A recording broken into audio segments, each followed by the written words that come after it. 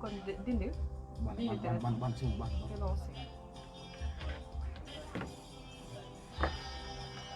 le xool sa bopp daw li nga am waaw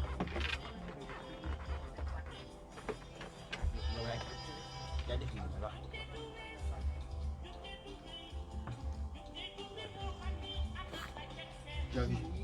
Pula, ban prochain da ngay ñëwaat dégg non ni nga ko cadré mënatoo ko après nag may ja bul ñibbi de ba 18h jot bul ñibbi ba 18h jot dégg nga attends xam naa ne on nous écoute sax donc docteur je vous partage ça. Ok. En WhatsApp. Donc bonjour la communauté Facebook, hein, c'est votre association, comment dire, votre émission Docteur Nakamu. Donc comme je l'ai dit dans le titre, donc vous partagez d'abord avec l'autre monsieur, monsieur Pape Samba. Partagez avec le témoin, Pape Samba, vous avez son WhatsApp. Donc voilà, comme je vous ai dit, hein, c'est l'émission Docteur Nakamu. Tout à l'heure, donc on va parler de la maladie d'apnée obstructive du sommeil, donc comme les autres le parlent, le fait de rentrer, apnée du sommeil et tout. Donc attends, je coupe le son. On va devoir poser le micro ici, sinon on ne va pas vous entendre. C'est bon? Maintenant, dès que vous cliquez dessus, oui. Ah, parfait. Maintenant, vous pouvez partager tout à fait. votre fil d'actualité et mettre un trait.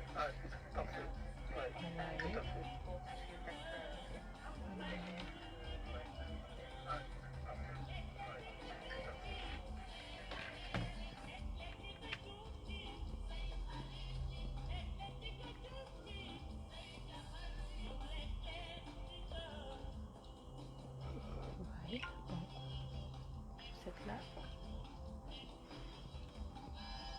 Ok. Maintenant, toute personne qui va intervenir, commenter, tu vas les Déjà, il y a 3 personnes qui regardent. Ouais.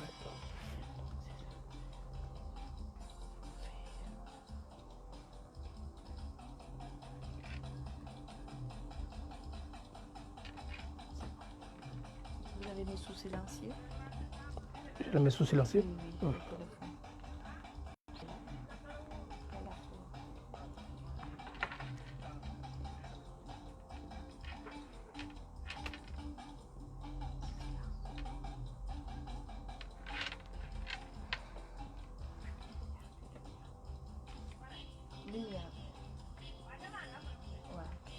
Ok, ñu dem. C'est bon. Ok. Donc asalaamaaleykum yéen ñi nga xam ne yéen ñuy déglu ci seen émission Docteur Nakamu ça comme ni ñu koy defee àjjuma bu nekk bu 16h jotee jàpp 18h donc émission bi ñuy waxtaanee lépp loo xamante ni soxla ngeen ko xam nga lépp loo xamante ni gis nañ ne am na njëriñ ci seen wàllu wérgu yaram ak seen jàmm yaram donc émission bi mu ngi fii nii comme ni ñu koy nu ma ko waxee sànq rek àjjuma bu nekk ñu ngi vraiment fii Dakar FM 94.5 pour waxtaan ak yéen bépp sujet boo xam ne soxla nañ ko gis nañ ne vraiment war ngeen koo xam donc n'hésitez pas à participer ci émission bi 33 821 88 11 33 821 88 11 émission bi aussi ñoo ngi koy def en direct ci Facebook bi en ce moment bu ngeen duggee seen application Facebook ngeen recherche association Docteur Nakamu wala communauté Docteur Nakamu di ngeen gis émission bi foofu noonu foofu tam mën ngeen fa intervenir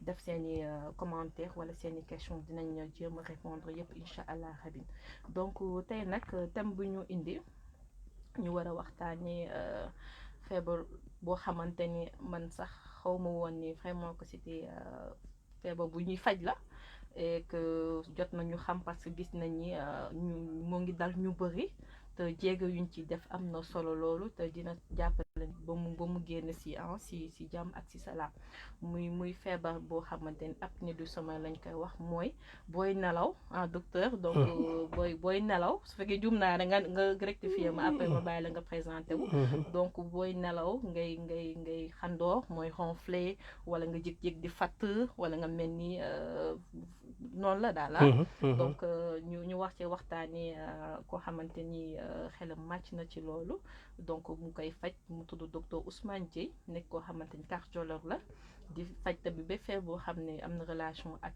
cœur bi ak vaisseau yi donc mais tamit ci lépp loo feebar boo xam ne lié na ak nelaw maanaam sommeil bi donc ma bàyyi ko mu nuyoo ak yéen wax vraiment moom tamit mu nuyoo ak yéen daal. asalaamaaleykum maam maa ngi lay fay di nuyu sa auditeurs yëpp ci Facebook di leen di nekk ci dëkk bi wala ci bitim réew man maa ngi tudd docteur Ousmane Dieye cardiologue la spécialiste du sommeil en libéral maa ngi nekk cabinet médical Sakina fii ci Fann Hock ak ci clinique SOS cardio ñu ngi toppatoo affaire feebaru xol waaye ay feebaru yu lëkkaloog ay nelaw ba tax na donc ay maa ngi am mbégte lool ci waxtaan ak yow ci feebar bi nga xam ne nii dafa wër àdduna waaye dafa wër àdduna bare lool te ñu bari xamuñu ko daanaka boo doon jël fukki malade yu ko am juróom-ñett yi xamuñu ko ba États-Unis boo jëlee fukki malade yu ko am juróom-ñett yi xamuñu ko donc te ñoom ay dëkk yu am ay jumtuwaay lañu kon boog di nga mën a comprendre ne fii ci suñu réew ak fii ci Afrique maanaam daanaka ñiy faj sax xamuñu ko waxutuma laak ñi am feebar bi. kon nag ma am mbégte ci waxtaan ak yow ci feebar boobu pour yee ci askan bi ci nu muy manifesté woo ak lu mu mën a jur ci luy lor doomu aadama ba mën ko faat bakkanam sax maa ngi kontaan trop nekk ak yéen tey jii maa ngi noonu présentation baa ngi noonu. d'accord ñu ngi lay jaajëfal bu baax docteur ci vraiment dugg si bi nga xam ne def nga ko pour nuyu ñu ñuy déglu donc numéro bi dama koy rappeler 33 821 88 11 parce que am na des fois ni naan ñun dañu topp waxtaan bi ci émission ba neex ba duñu rappeler numéro bi donc 33 821 88 11 bu ngeen bëggee participer ci émission bi donc comme ni mu ko waxee feebar la boo xamante ni donc comme ni mu ko waxee feebaru nelaw la ak feebar ci nelaw bi lépp ci nelaw bi la. lépp ci nelaw ku nelawul mënuloo ko def. d'accord donc mais lu tax sànq yaa ngi wax ni même waa États-Unis xamuñu ko mais lu tax ñu dem ba ne vraiment lii feebar la dañ ko war a faj. voilà xam naa ne loolu kon dina baax ñu def tuuti historique. feebar bi doomu aadama ñëw ci kaw suuf xam naa ne ci antiquité am na fa. gis nañu ay traces ne feebar bi am na fa. waaye duñ ko individualiser en tant que maladie bu ñu xam yàggul trop. après 1950 la maanaam ci siècle bi et Amérique la benn groupe de médecins américains ñoo am seetlu ne yenn ci seen patients yi nga xam ne dañu amoon yaram jamono boobu dañu doon am tendance dañu am yaram bu bëri dañu doon am tendance di sonn lool foo leen laaj ñu ne dama sonn ba pare di fu ñu toog rek nelaw foofu noonu lañu commencé individualiser ne lii am na feebaru boppam la ba ci ay années yu ci topp la ñuy doog a xam ne feebaru boppam la boo xam ne ni mën na jur ay loraange ci li ci topp donc feebar bi pourquoi waxtaan ci am solo parce que dafa bëri daanaka ci àdduna bi suñ ko doon xayma 1 milliard de personnes am nañ ko ci àdduna bi. donc 1 milliard de personnes donc problème de santé publique la. Soo koy jël ci en termes de prévalence dina dem en population générale diggante 7 ak 15%. 10% ci góor yi 5% ci jigéen ñi avant la ménopause. Et donc c'est fréquent mais c'est également grave parce que mën na day indi ay complications yuy faat doomu aadama. loolu moo tax nit ñi yeewu ci xam ko am na solo loolu à mon sens. donc comme ni mu ko waxee sànq dafa mel ni tamit loolu yéen war na tax ñu yee askan bi. tàggat leen aussi si loolu xamal leen ni que feebar bi comme ni nga ko waxee dafa lié ci ak yeneen feebar li tax ñu ne kon bokk il faut ñu lijjanti feebar bi nga xam ne ci nelaw lay ñëw. wax nga ko sànq ci jigéen ñi ak ci góor ñi mais est-ce que ci xale yi tamit mën nañ ko wax ne ñoom mën nañ am feebar bi. d'accord donc feebar bi ça vient à tout âge maanaam ba xale bu ndaw ba mag bu am bu ëppale 80 ans ñëpp at yëpp lay jàpp xale ba mag gis nañ nag ne looy gën a jëm mag rek muy gën a bare feebar bi day jàpp jigéen day jàpp góor jusqu'à la ménopause góor yi ñoo ëpp jigéen ñi waaye bu ménopause weesoo rek góor yi jigéen dañuy commencé tolloo seen prévalence feebar bi donc ni muy manifesté woo ci nit li ci gën a fës mooy ronflement bi. D'accord. li ci gën a fës mooy ronflement bi waaye ronflement nag tamit day supposé nga am ko nekkal mu dégg ko parce que ku dund yow dong. mën nga bay ronfler te bu ñu la laajee nga ne mosuma ronfler ci àdduna. dëgg la bëri nañu ñoo xam ne dañ koy weddi et que mais docteur ronfler mooy comme ni ñuy dégg en wolof mooy xandoor.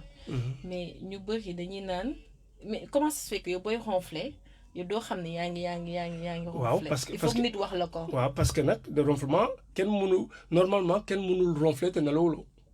te xam nga ne kuy nelaw sa xel nekkatu fi. bokkutuloo. dëgg la waaw kuy nelaw bokkutuloo. donc man sama maladie damay ne bu ma la laajee est-ce que tu ronfles ndax yow da ngay ronfler.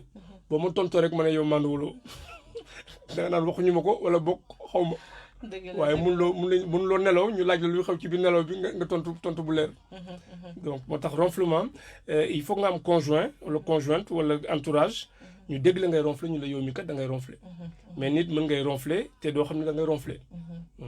donc à part kii boobu noonu. ronflement bi nga xam ne nit ki dafay fort ba ñëpp di ko dégg da ngay naan sax kii nooyiwul ba pare lu tax ronflement bi souvent ci bakkan bi daal am na yoo xam seen ronflement dafay bizarre tellement que tu te demandes mais kii vraiment nan la def bay xandooree nii. alors léegi waxtaan ci ronflement boobu. ronflement bi nit ñi dañ koy faral di jàppee da ngay dégg ñu naan la dafay nelaw bay xandoor. mu mel ni xandoor mooy nelaw bu fort waaye demewul noonu en fait ronflement li koy indi mooy fi ngelaw li di jaar voies aériennes supérieures yi booy noyyi ci ginnaaw put bi fi ngelaw li di jaar foofu bu doomu aadama buy dem bay nelaw day am lu ñuy woowee relâchement musculaire. léegi relâchement musculaire bi nag bu fekkee dafa fort trop ci pharynx bi maanaam ci fii ci ginnaaw làmmiñ bi tuyau boobu nga xam ne fa la ngelaw di jaar day wàññeeku. D'accord. léegi bu wàññeekoo 20% amul solo ngelaw day jaar ba léegi normal mais bu ëppee 20% commencé ak 50-80% yooyu day xat kon ngelaw li ngay noyyi pour mu jaar day am jafe-jafe kon day forcer pour jàll forcer boobu nag mooy vibrer loo tissu mou yi de la gorge loolu mooy indi ronflement kon nag ronflement du càggane profondeur sommeil la waaye jafe-jafe ngelaw li pour mu jaar ci put bi mooy indi ronflement. ñu seetlu aussi même ci loolu noonu dafay am ay pause. voilà da nga jékki-jékki càng après nga reprendre loolu lu ko waral. très bien léegi nag tous les ronfleurs n'ont pas de l'apnée du sommeil. D'accord. mais li ci ëpp nag képp ku am apnée du sommeil dans 80-90% day ànd ak ronflement. léegi ronflement wu apnée du sommeil c'est un ronflement particulier c'est-à-dire que nit ki da nga koy gis muy xandoor. xandoor bi di gën a yokk xandoor bi di gën a yokk xandoor bi di gën a yokk ba benn moment rek mu taxaw bu taxawee rek jamono boobu mooy dafa tëju. mooy voie aérienne bi fi ngelaw di jaar dafa tëju. bu tëjoo nag day mel ni ku xandooratul noppi ak diir mais jamono boobu oxygène bi dugul ci yaram bi te oxygène ak cerveau dafa mel ni oto ak essence. Exactement. bu essence bi egsiwul rek cerveau bi du mun dem. donc bu oxygène bi egsiwul cerveau bi du mun dem loolu moo tax te loolu bu yàggee mooy da ngay mel ni ku ñu xoj rek quoi bu ñu la bàyyil da ngay dee. léegi cerveau bi nag moom comme bëggul nit ki dee daf koy yee par force léegi yee boobu mu koy yee moo tax mu ne da ngay gis ne waaw mu ngoog day jékki-jékki rek tëb. leen ma si nga bokk yow. waaw léegi am loolu la ñuy woowee réveil en sursaut. am na ñoo xam dañuy nelaw ba càgg rek ñu jékki-jékki tëb. en fait dañuy fat tëb. loolu la ñuy woowee une apnée ressentie. apnée boo xam ne borom yëg na ko ba muntul mu ñàkk oxygène bi ba cerveau bi da koy tëbloo. léegi lii nag la ñuy wax apnée ronflement yi ànd ak lii mooy ronflement yu dangereux yi. d'accord mais nit mën ngaa ronfler te bañ a dafay apnée bu boobaa facteur de risque la nag pour nga defee apnée mais nit mën a ronfler te bañ a am apnée. d'accord donc ci loolu noonu lañ mën a ne ah xëy na kii nii am na feebar boobu noonu wala bu àndi ak yeneen complication voilà gis naa ni tamit genre ñooñu tout le temps dañuy est-ce que am na rab al fekk ngay sonn tout le temps wala tamit ngay gëmantu foo nekk. oui très bien léegi gis nga porte d'entrée principale wu apnée du sommeil ci maladie ronflement ci la bokk moo tax suñu mbokk ORL yi médecin ORL yi ñoom ñooy yónnee le plus de malades pour exploration parce que ronflement gannaaw bu mu mënee gêner sa conjoint ci nelawam daf mën na ànd ak yeneen symptômes yoo xam ne nii mooy wane ni kii am na apnée du sommeil. symptômes yi am na ay symptômes da nga koy def ñaar am na symptôme guddi ak symptôme bëccëg.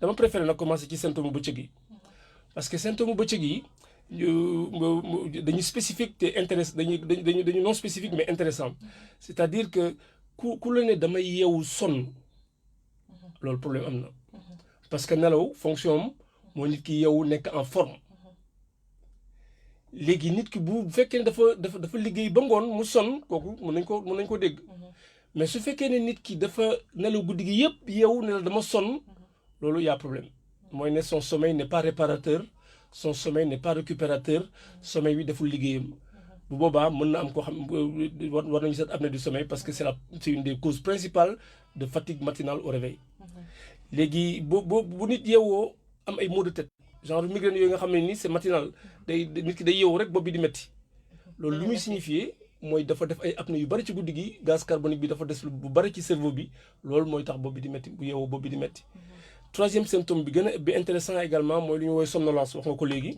mooy nit koo xam ne nii dès le petit matin buy dem liggéeyi du nekk day xaw di gëmmantu ak di nelawantu toute la journée. wax routine chaque Sénégalais wala chaque Africain. somnolence boobu nag. lu muy signifier mooy ne kii dafa am dette de sommeil profond. exactement dette de sommeil récupérateur. c'est-à-dire nelaw am na ñaari nelaw dafa am. fan yi ci ginnaaw dama am na sama benn patient boo xam ne yéex naa ko diagnostiqué parce que à chaque fois su ma ko laajee diw est-ce que sa nelaw kontaan nga ci sa nelaw daf naan kontaan naa trop ci sama nelaw chaque fois soo ko laajee il te répond la même réponse man sama nelaw amul benn problème damay nelaw bay xandoon xam nga naka la apnée feeñee parce que dafa amoon tension artérielle bu ñu naqaree faj. ah d'accord. noonu laa jotee kii bi léegi loolu moo tax la question c'est pas est-ce que vous dormez mais c'est est-ce que vous dormez réellement bien. qualité du sommeil c'est très important. voilà donc sommeil dafa am aspect quantité am aspect qualité léegi bu fi quantité bi nekkul da ngay am problème. exactement mais bu fi qualité bi nekkul tamit da ngay am problème. c'est-à-dire bu fi qualité bi nekkul boo nelawoon 10 heures de temps da ngay yeewu sonn yeewu sa bopp di métti yeewu di gëmmantu. d'ailleurs même am na ku ma ko doon laaj mu ne ma pourquoi man damay nelaw ba 10 heures de temps 8 heures de temps te su ma yeewoo day mel ni jógewu ma si lal et tout. parce que sommeil dafa am ñeenti pàcc boo demee di tëdd nii pour nelaw boo commencé nelaw rek da ngay dugg ci lu ñuy woowee sommeil très léger. ok sommeil très léger boobu di nga fa def 30 minutes ba 1 heure boo fa jógee da ngay dem ci lu ñuy woowee sommeil léger foofu tamit di nga fa def 30 minutes ba 1 heure. kon daal daanaka di nga def ay 1 heure à 2 heures de sommeil avant ngay dugg ci sommeil profond sommeil profond boobu nag boo ci duggee foofu la réparation ak récupération ak yenn métabolisme yi di faje seen soxla. fa la nekkee daal. waaw foofu loolu nag mooy suuxul sommeil moo tax ñuy wax sommeil. mooy qualité bi. léegi ku am apnée du sommeil nag particularité bi mooy sa sommeil day dagg. te chaque fois bu daggee rek da ngay delluwaat au départ. waaw. boo defee sommeil bu fekkee da nga def sommeil très léger nga dagg da ngay dem lu ñuy woowee endormissement mel ni ku commencé waat boo ñëwaatee ba sommeil léger nga def apnée nga delluwaat endormissement léegi kon finalement mën nga nelaw guddi gi yëpp ba bés set te doo laal sommeil profond doo laal sommeil très profond doo laal sommeil paradoxal te ñett yooyu noonu ñoo yore qualité sommeil. est-ce que comprendre nga. si comprendre naa bu baax. li nga jot a expliquer vraiment am na solo parce que je dirais que toll nañ foo xamante ni kuy nelaw ba yandoor amatul métti na trop wala jafe na si ñoom trop comme ni nga wax ñu am sommet bu yàgg boo xam ne duré na moins 5 heures wala 6 heures de temps. déjà parce que xëy na voilà liggéey bi et tout donc loolu yëpp loolu kese boo ci amee problème waxuma nag 5 heures de temps donc am na ñuy nelaw 3 heures de temps. te journée bi duñ am temps boo xam dañuy def sieste et tout. am léegi nag xool imaginer koo xam ne da nga am problème mu quantité am problème mu qualité. c'est terrible. c'est catastrophique te feebar ba ngay jëm.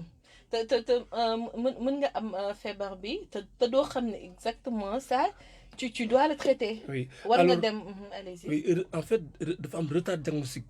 c'est-à-dire nit ñi en moyenne dinañ toog 5 ans bala ñuy xam ne am nañ feebar bi. parce que li nga yëg ci journée bi doo ko rattaché ak sa nelaw. donc da ngay par exemple bu dee maux de tête yi da ngay dem ci neurologue. pour mu xool pour mu seet feebar bi lan la. su nekkee somnolence bi da ngay dem tamit ci neurologue pour xool ndax am feebar bi lan la. su nekkee fatigue da ngay dem ci sa médecin généraliste xool feebar bi lan la. mais la particularité mooy yooyu yëpp du dellu ginnaaw tant que defaloo diagnostic bi defaloo diagnostic apnée du sommeil ba traité ko correctement. donc ba tax na donc effectivement feebar la boo xam ne nit mën naa yàgg ak moom te du ko xam. nit mën naa yàgg ak moom du ko xam ba dem ci complication ñu doog ko retrouver. léegi est-ce que koo xamante ni nag amul koo xam ne mën na koo ràññee ni yow yaa ngi xandoor wala booy xandoor da ngay mel ni koy fàtt kooku tamit nan lañ ko mën a jàppale. est-ce que tamit mën na feeñ ci la fekk day nelaw fu mu nekk wala bu yeewoo du nekk. oui alors symptôme ñun en cardiologie bi ñuy retrouver le plus mooy la fatigue mooy nit ko xam dañu ne man dama fu mu nekk day sonn.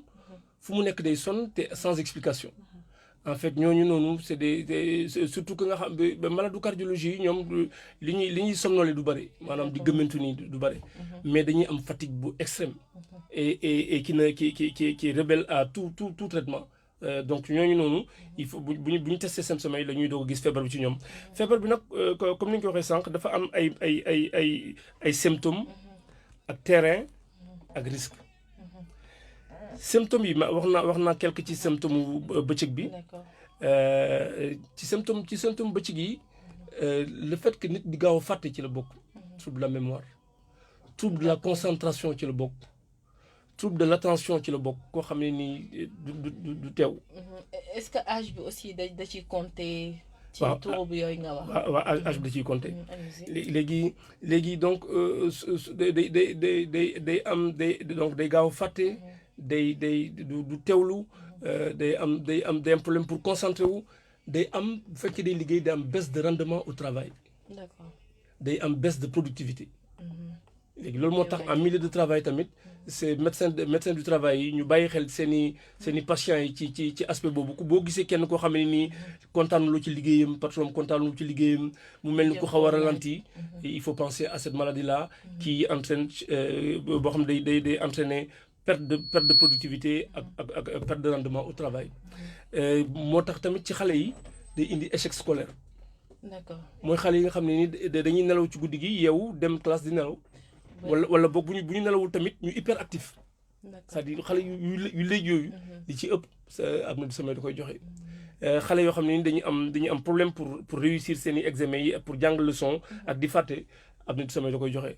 loolu tax am na solo trop pour pédiatre yi di xàmmee xale yooyu nga xam dañu am hyperactivité dañu am ay troubles de mémoire dañu am ay difficultés scolaires ñu teel leen ràññee parce que bu ñu ko fajee loolu day normaliser wu. vraiment docteur li nga jot a wax ñëpp dafa nekk situation xam ne on en voit tous les jours dañ koy rencontrer ñu nekk ci terrain bi et tout et des fois même da ngay tasante koo xamante ni moo lay expliquer problème bi ne man de fu ma toog nelaw wala lii ak lii j'ai des difficultés à me concentrer et tout et que sànq li ngay wax sax ci wàllum liggéey bi defe naa ni même li ñuy wax stress au travail wala facteur psychologique au travail loolu ñëpp ñoo ngi koy en fait benn requête la boo xam ne ñëpp ñoo ngi koy demander pour permettre nit ñi ñu mën di bu ñuy liggéey donc am na koy woote allo salaamaaleykum. waaw salaamaaleykum ñoo ngi lay dégg allo. allo. oui allo ñoo ngi lay dégg sëñ bi. waaw salaamaaleykum docteur. oui maaleykum salaam. waaw maam maa ngi ziar. delloo ziar bu wér. alhamdulilah man maa ngi tudd Pape Samba. Pape Samba monsieur Sène. ça va bien. ça va bien noo def. maa macha allah ñu ngi sant bu baax. alhamdulilah. merci maa ngi nuyu docteur Ousmane. ñu lay fay Pape. allo. allo Oui. waa ñoo ngi lay dégg bu baax. waaw alors je disais maa ngi nuyu docteur Ousmane. ñu ngi lay fay Pape ñu ngi lay fay. waaw di ko féliciter pour tout le travail qu'il fait. Et que wax dëgg yàlla c'est dama naan émission bi c'est venu à son heure. waaw parce que man je suis son patient. Ça fait maintenant une année que maa ngi suivre traitement yi. Enfin je dirais même plus d'une année maa ngi suivre traitement apnée du sommeil. waaw parce que c'était une banalité pour dire vrai c'était une banalité et benn chance bu tax ma découvrir cette maladie.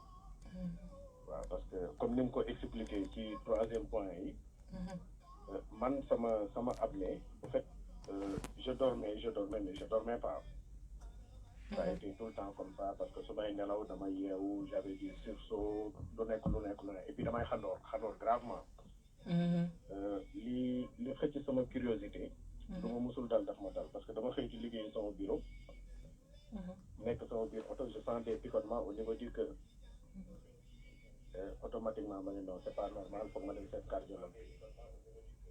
bi ma demee si lañ ma fi may defee ECG ma nelaw complètement après si lañ ma orienté si docteur Ousmane Dieng. d'accord. waaw et puis sama déclic foofu la commencé et que foofu lañ trouvé apnée bi. et pour dire vrai pendant tout ce temps maa ngi def traitement bi mais j'ai senti beaucoup d'amélioration ci man. macha allah alhamdulilah. beaucoup d'amélioration actuellement nii je dors super bien. J'ai ma machine qui ne me gêne pas du tout. Je dors super bien et puis je dors sous oxygène. Ce que j'avais pas avant. Et puis li muy wax aussi que ni da ngay yeewu hyper fatigué loolu laa doon ressentir su ma yeewoo léegi damay somb. waaw il faut que ma sangu nekk ci naaj bi kërti pour après am benn réveil musculaire. mais tey alhamdulilah je me sens hyper bien. su may tëdd sax samay doom déjà ñoo may génneel sama machine. xam nga brancher ma ko ne ma papa sa machine baa ngi nii. xam nga madame si je perds si su ma takkul sama machine daf ma ne jógal takkal sa machine parce que kenn du fi nelaw ndax xam ah xam naa docteur après di ñu wax machine la ne machine boobu nu muy demee. non c'est vrai et puis c'est un traitement qu'il faut suivre. parce que aussi je sens que ni beaucoup de personnes ñu ngi leen di dal parce que quand j'en parle autour de moi pour man apnée du feebar quoi c'est un dysfonctionnement. ah comme ñëpp de man nii sax.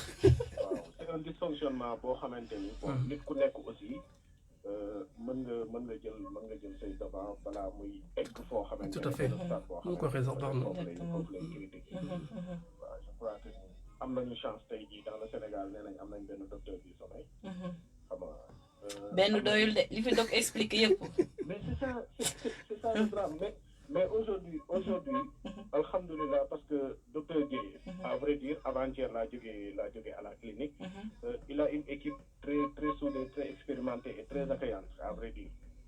xam nga dañ lay woo dañ lay suivre dañ lay toppatoo quand il y a un souci tu appelles xam nga que muy Diouf que muy Major que muy ñeneen ñi koo ci woo il est au soin mi ngi lay toppatoo mi ngi lay lijjanti et puis c'est réconfortant par rapport ak plateau médical Sénégal li ñu ciy wax ak yëpp.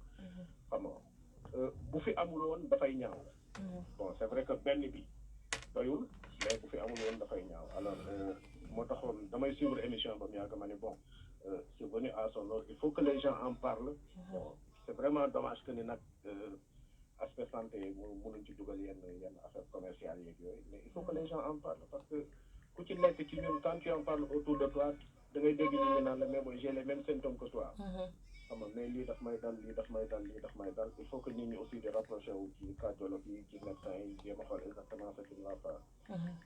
vraiment docteur Dieye ñu ngi lay féliciter maam aussi ñu ngi lay féliciter ci émission bi. waaw et puis faut pas que les gens di alarmé wu du feebar bu critique. xam nga du feebar bu métti du feebar bu sonal. xam nga juste dysfonctionnement la.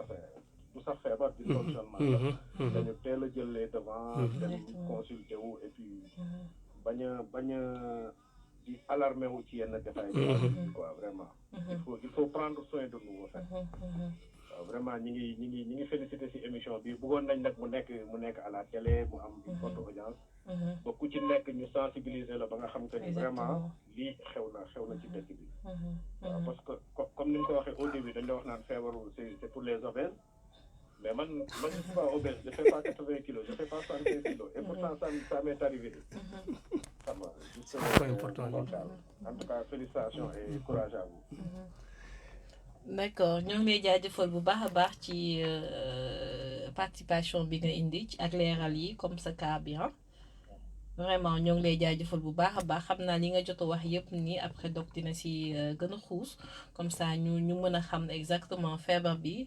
kañ la comme li nga wax koy sentir ne que là il faut nga dem nga consulter wu ñu jëm laa jàppale bu baax a baax allo. yaa ngi ñuy dégg bu baax a baax. d'accord jërëjëf vraiment Pape Samba léegi ci kanam tuuti docteur dina poser benn question boo xamante ni pour ñu ñuy déglu la dañuy offrir benn soin pour alopécie maanaam koo xamante ni karawam ñëwul normalement ñu may la benn bon pour nga am traitement mais ci question bu muy poser ngay répondre boo ko répondre normalement émission bu jeexee incha allah dinañ la woo ne la yow yaa gagné soin bi. ok si kanam incha allah jaajëf. merci Pape. d'accord donc li mu wax. am na solo oui allez-y benn par benn. déjà li mu njëkk wax mooy. moom xam nga feebar bi dafa porte d'entrée yi dafa bare. exactement xam nga sànq ba léegi ñu ngi appesantir wu ci ñi am ronflement. loolu porte d'entrée ORL la. mooy médecin ORL yi ñoo leen di recevoir. moom mi nag porte d'entrée cardiologique la. ah d'accord. waaw c'est-à-dire moom kii douleur dënn moo ko indi. en fait am na lu ñuy wooyee les symptômes cardiologiques de l'apnée du sommeil. cardiologue yu bari sax yeewuñ ci mbir mi. en fait day am nit ñoo xam ne palpitation moo leen di indi. am ñoo xam ne douleur à la poitrine moo leen di indi. am ñoo xam ne gaaw a sonn moo leen di indi. yooyu yëpp muy ay symptômes cardiologiques waaye apnée du sommeil waral ko. te nit ñi xamuñu ko. waralu ko daal maanaam moo ko waral moo ko waral waaw moo ko waral. ah d'accord oui est-ce que comprendre nga. am na benn point bu am solo bu mu wax. en fait comme apnée du sommeil kenn mënu la wooyee patient. kenn mënu la wooyee nit ku feebar. parce qu'en réalité da ngay dem liggéeyi. da ngay dem tëri da ngay def sa dund normal. da nga am dysfonctionnement boo xam ne nii dysfonctionnement bi mun nga ko wéyaale te comme maladie chronique yëpp comme nit ku am tension wala nit ku am diabète nit ku am tension ak ku am diabète du la tere liggéey du la tere voyager du la tere def dara. waaw loolu nag mooy piège yu maladie chronique yi. maladie chronique yi xam nga man su ma koy comparer nag la koy comparer la day mel ni max xam nga max sooy xool nii ci biti looy gis dara. doo gis dara kay. ci biir lu fa xew. ci biir day rongé. léegi da nga waaw. day mel ni château de cartes quoi da ngay topp ci ak rek yi fii ni rës. mais buy rës nag fekk na mu egg na foo xam ne nii feebar lay tudd feebaru garaaw lay tudd mën na sax rey doomu adama. léegi foofu nag apnée du sommeil dafa niru ak tension niru ak diabète ba pare tamit ñu lëkkaloo lool dinañ ci ñëwaat bu ci kanam.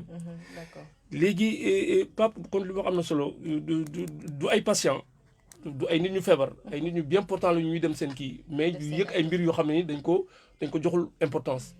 di yeewu képp kuy yeewu di sonn c'est pas normal.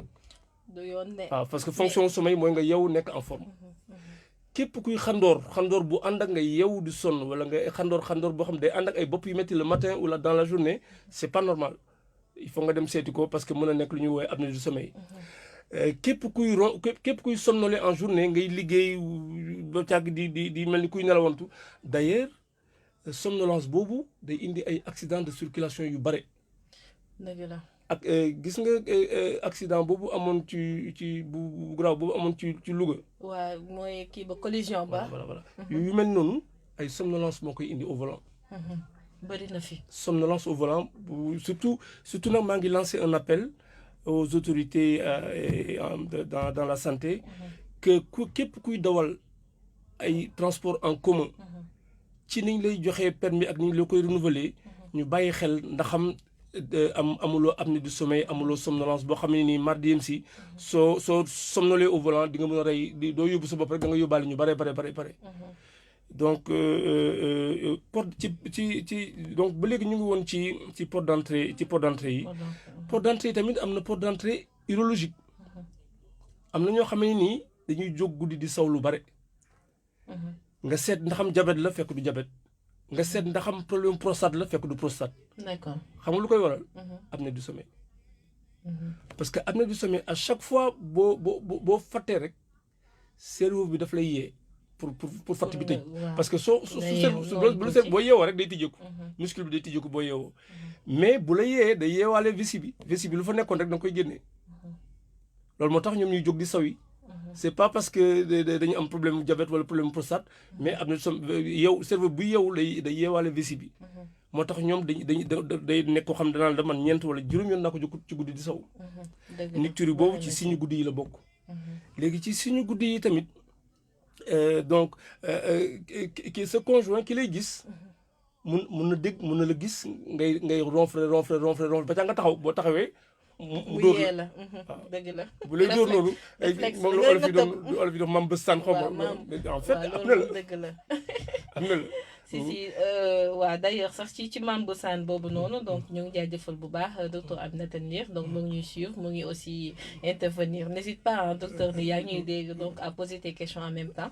c'est ma collègue mooy ki nga xam ne Aminata effectivement mu ngi naan mam bëstaan est-ce que mam bëstaan moom tamit boobu réel la wala ci apnée la bokk comme ni nga ko waxee ci apnée la bokk parce que en réalité da nga jékki-jékki ñu bës la téye sa yaram yi yëpp doo nooyi en fait kuy def apnée mooy ne dafa tëju bu tëjoo après da ngay dootu def benn bruit fekk koo xam ne nii day def concert ba pare mu taxaw après day attirer attention conjoint léegi conjoint yi dañuy tiit dañu naan yow kat foofu nag ay motifs de consultation yu bëri la parce que dañ naan yow fu nga dem gis ji docteur parce que li ma gis dem nii bu continuer da ngay génn àdduna donc am na donc porte d'entrée urologique am na porte d'entrée cardiologique am na porte d'entrée ORL am na porte d'entrée pneumologique parce que kuy fàtt tamit li ngay njëkk a xalaat mooy poumon yi am na porte d'entrée pneumologique mais l'affaire se passe au niveau du pharynx et non au niveau des poumons. obstruction bi ci kaw la ci ginnaaw lamiñ bi la. léegi loolu moo tax discipline la boo xam ne maladie boo xam ne dafay intéressé au premier chef ORL yi ak pneumologue yi. avant lu tax mu ñuy intéressé ñun cardiologue yi parce que à partir des années 2000 dañuy gis ne ñi am feebar bi seen mortalité ak seen morbidité c'est cardiovasculaire. D'accord. dafay lëkkaloo feebaru xol ba pare dañuy génn feebaru xol dañuy génne àdduna. moo tax ñun cardiologue yi à un moment donné on s'est dit lii kat duñu toog di xaar ba mu daanu suñu kaw. dañuy dem gàttanu jugo pour faire de la prévention. comprendre nga. et donc ci yeneen symptômes yi tamit am na fatigue boobu ñu doon waxtaane sànq. fatigue boobu ñu doon waxtaane sànq de mooy indi ci góor ak ci jigéen sax ay baisse de libido ak baisse de fonction baisse de la fonction sexuelle. parce que nit koo xam ne nii da nga voyager par exemple fii ba Casamance boo eggee am nga loo tal lu dul fonction sexuelle. en fait da ngay sonn. en fait imaginez nit koo xam ne nii guddi du nelaw pendant une semaine 1 mois 5 mois 6 mois 1 an xoolal yaram boobu nag lay mel en fait c'est un corps qui se repose pas. et donc fonction yëpp day wàcc léegi nag loolu c'est un clin d'œil pour dugg ci problème cardiaque yi xam nga am na hypertension artérielle dafa am lu ñuy wooyee hypertension artérielle primaire ak secondaire. primaire moo gën a bëri jàpp nañ ne c'est autour de 80 à 90% des cas. secondaire yi nag li ñuy wooyee les causes secondaires d'hypertension artérielle la cause principale et c'est pas connu c'est l'apnée du sommeil. soo gisee nit ku am ay 30 ans 20 ans 30 ans 40 ans 50 ans di am tension maanaam mu am ko très jeune li ci ëpp c'est l'apnée du sommeil. pourquoi parce que en fait vaisseau yi sa tension ci journée bi bu guddee boo defee sommeil profond sa vaisseau yi dañuy noppalu moo tax nit ki boo tension booy nelaw ak boo nekkee ci bëccëg bokkul. ci guddi gi tension day war a wàcc. waaye comme apnée du sommeil en fait kenn du la considéré comme kuy nelaw. donc vaisseau bi ci boppam. ci guddi gi day liggéey comme en journée. loolu mooy tax muy gaaw sonn. day sonn bu sonnee da nga koy yëg. voilà et puis bu yàggee day dugg ci hypertension artérielle comme ñeneen ñi am hypertension artérielle parce que dañuy âgé. exactement. léegi donc moo tax hypertension artérielle jàpp nañ ci àdduna ci statistique ne boo amee ñetti hypertendu kenn ki mën na am apnée du sommeil. moo tax médecin yëpp en particulier cardiologue yi bu ñu amee ay hypertendus en particulier jeunes war nañu intéressé wu ci question yi est-ce que tu dors bien est-ce que tu ronfles est-ce que tu te réveilles fatigué est-ce que da ngay yeewu ak ay maux de tête est-ce que da ngay somnoler en journée yii yëpp ba question yu yomb la yoo xam ne nit ki sax mën na ko def ci benn auto questionnaire man li tax lii nii dama fas yéene du ma romb parce que dama fu may liggéeyee dama def centre de sommeil centre de sommeil boo xam ne bugguma kenn romb ma am apnée de sommeil te rëcc ma. dëgg la dégg nga wax donc ku ñëw da nga koy poser question yi. question auto questionnaire exactement auto questionnaire c'est-à-dire boo toogee diabète tamit naka noonu xam nga diabète pancréas bi mooy gérer insuline yaram bi. exactement léegi su fekkee ne ci sommeil profond paradoxal foofu tamit dafay day noppalu. mais bu fekkee ne yow doo def sommeil profond doo def sommeil paradoxal ça veut dire que nu muy liggéey ci journée bi noonu lay liggéey ci guddi gi.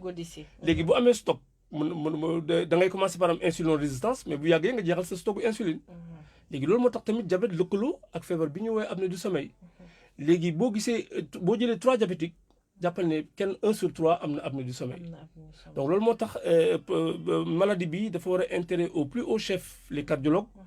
dafa war a intéresser au plus haut niveau les endocrinologues ak ceux qui traitent les patients diabétiques en termes de dépistage et de diagnostic parce que ñoom ñaar ñëpp boo leen di faj fekk apnée du sommeil nekk ci suuf tant que réglé wuloo problème apnée du sommeil bi fajoo leen. mooy waral ñi nga xam ne même bu ñuy jël garab tension bi du wàcc suukar bi tamit mooy loolu tu as beau contrôler. tu as tout compris. et loolu sax man naa ci d'accord parce que ñi am feebar yëpp bien vrai que maintenant on a tendance à voir ces maladies chez les jeunes. mais bu nekkee ci mag yi. mag rek. sa nelaw day wàññeeku. déjà da ngay am problème quantité qualité fu ñu àndee rek c'est catastrophique. exactement en fait ça accélère l'évolution vers les complications.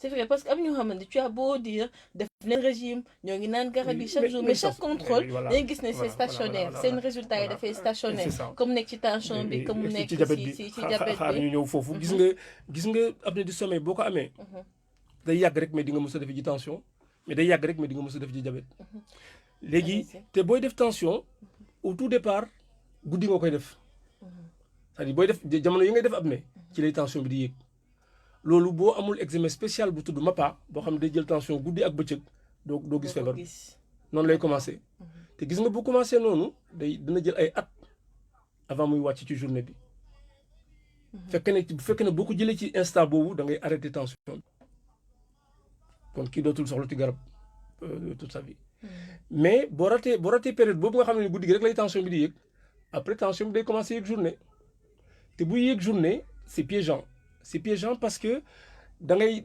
tey day yéeg suba mu normal ginnaaw suba mu yéeg ginnaaw suba mu normal ñooy patients yi ñoo gën a jafe ci cardiologue yi parce que duñu xam fu ñu leen di ranger. xam fu ñu leen ne doo xam sax garab bi ban heure la nga ko war a recommander mu jël ko. parfois c'est rebelle. léegi loolu la ñuy woowee hypertension labile. c'est-à-dire tey mu yéeg suba mu wàcc tey mu yéeg suba mu wàcc. yenn saa yi sax nga def MAPA mu normal mais fekk problème baa ngi ci suuf dafa màggagul. metti na. léegi nag boo ko bàyyi noonu ci ay des mois et des années. exactement après day jul tension dëggantaan nag tension dëggantaan comme tension wu ñeneen ñëpp bu juree loolu tamit bu yemoon foofu sax mu neex parce que bu juree tension dëggantaan booy joxe garab yi du efficace wala buy efficace dina efficace ci journée bi mais du efficace ci guddi gi parce que buy def ay apnée day yëkkati tension. est-ce que da nga wax bi. si après day dem ba jur lu ñuy wooyee hypertension artérielle résistante bu yàggee ba yàgg. loolu la ñuy wooyee situation hypertension artérielle résistante. koo xam ne nii mu ngi jël ñetti garab dont un diurétique taxul tension normale gis nga ne sous population boobu soo leen jëlee. bu ñëwee fukk juróom-ñetti apnée du sommeil moo ko waral. kon ça veut dire que du début jusqu'à la fin. daf lay dugal ci benn continuum. boo xam ne nii immanquablement day dem ba jusqu'à la mort. jusqu'à la mortalité si parce que day nekk chronique. garab yi jarul dara. yaa ngi sonn. tout à fait léegi lii valable nag pour raisonnement bi valable pour tension. moo valable pour diabète. ça da ngay am au départ ay labilité glycémique. sukkar bi léegoo-léeg mu yéeg léegoo-léeg mu wàcc ñu naan kii diw nee na ma am na diabète diw nee na ma aw ma ko waaye diw nee na ma am na ko diw nee na ma aw ma ko fekk na day yot mi ngi ñëw exactement léegi bu ñëwee nag à un moment donné day ñëw parce que pancréas bi day sonn moom tamit il y a pas de repos métabolique léegi bu demee noonu après nga commencé faj mais booy fajee guddi gi tamit ça échappe loolu moo tax ñëpp ñu am diabète ñuy jël mën nañ sax jël insuline mais seen hémoglobine glycée du gaaw a normal mooy seen moyenne des 3 mois du gaaw a normal parce qu'en réalité guddi gi day am échappement temps bu ñu wax a jël ñu nelaw ko réparer affaire yi ñi organes yi noppaleeku amuñu ko daal amuñu ko donc du coup c'est un diabétique particulier qui va aller vers des complications assez rapidement exactement parce que am na benn facteur bu ñu jëlul en cause parce que xam nga un mal se traite à la racine booy faj mbir ci capandal ba nga koy fajee doo faj conséquence bi mais da ngay faj cause bi ci suuf léegi apnée de sommeil nag moom moo tax ma koy tuddee le facteur de risque des facteurs de risque c'est le plus grand en fait c'est-à-dire fépp foo amee hypertension ak diabète bu ànd rek dis-toi derrière est-ce que y a pas quelque chose ndeysaan am naa sama benn patient boo xam ne nii daf ma nettali ne ma moom il y a 20 ans en arrière c'est un grand ronfleur grand ronfleur comme que sànq nu Pape di waxee il y a 20 ans en arrière on lui avait découvert l'apnée du sommeil aux États-Unis mais par un médecin généraliste mais qui bu ko dugalul ci circuit traitement d'accord xam nga ci diggante bi foog woon ni lii daal ci diggante bi jot na fi def hypertension artérielle résistante jot na fi def diabète insulino-dépendant heureusement foofu la yem continué wul excuse-moi continué wul mais après il m'a posé la question mais donc suñ ko découvrir woon jamono boobu kon xëy na du ma am hypertension diabète ma ne ko xëy na tardivement comme d'hab rek tu vois xëy na léegi nag après nit ñi dañuy continuer ci benn circuit bu ñu woowee continuum cardiovasculaire boo xam ne nii ci jëppandal ga mooy dee ci diggante bi mooy ay AVC ay insuffisance cardiaque ay trouble du rythme ay tachycardie ay BAV ay feebaru kër yooyu en fait feebaru kër complication cardiaque yëpp la apnée du sommeil mën a joxe. ay trouble du rythme bi. des fois kër bi liggéey battement yi wàññeeku. mu yokku voilà. mooy tax ñi population ñi nga xam ne dañ leen defal ay pacemaker ñi nga xam ne seen xol dafa yéex lool ba ñu leen defal ay piles ñooñu apnée du sommeil tamit seen population ci boo xoolee population 100 patients 60 yi dañuy am apnée du sommeil. D'accord. C'est beaucoup.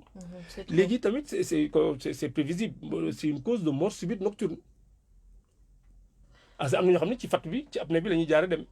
parce que day prolongé wu. waaw bu baax am na boo xam ne du fa eggee. su cerveau bi réagir comme li ngay wax aussi nga comme ngay nelaw yow kese aussi. oui bu apnée bi bu cerveau bi réagirul ça va vers la mort et donc loolu mën na indi mort subite lu ñuy wax mort subite nocturne. Habituellement c'est des tachycardies ventriculaires. am na patient yoo xam ne nii c'est par tachycardie ventriculaire la ñu xamee seen diagnostic bu apnée derrière. donc je pense que jot na ñu xool yeneen facteurs yi parce que tout le temps. bi ñuy wax obésité diabète dañuy basé wu ci hypertension diabète bi ak obésité aussi après nga aussi nga ñi ci ay leeral. dañuy jàpp ni que comme ni ñu koy sensibiliser chaque fois 70% wala 90% c'est dû à notre mode de vie. 20% yi ci bu fekkee dafa am ay facteurs génétiques je pense que jot na tamit ñu boole facteur boobu noonu. est-ce que tamit apnée boobu noonu duñ ko boole ak le stress les facteurs psychologiques. D'accord. wala bokk rapport ak aussi nga wax ci obésité bi aussi ban rapport la. Voilà, très bien donc comme ni ñu ko waxee sànq. En 1950 premier cas yu ñu diagnostiqué apnée de sommeil c'était sur des populations d'obèses. waaw mais gis nga ñun bi ñu defee am na ci suñu série de patients. mat na 3000. bi ñu defee indice de masse corporelle moyenne bi mooy bu ñu xoolee seen poids. en réalité obèses yi matuñ ci 7%. d'accord moo tax Pape Samba wax lu mu Samba. si. en réalité c'est comme tension xam nga tension. fu mu nekk nii Sénégal ñëpp yeewu nañ ci ne du borom yaram yi rek ñoo am tension. mën ngaa sew ruuj am tension. apnée du sommeil tamit noonu la mel mën ngaa sew ruuj am apnée du sommeil. mais il est vrai que poids bi facteur de risque la.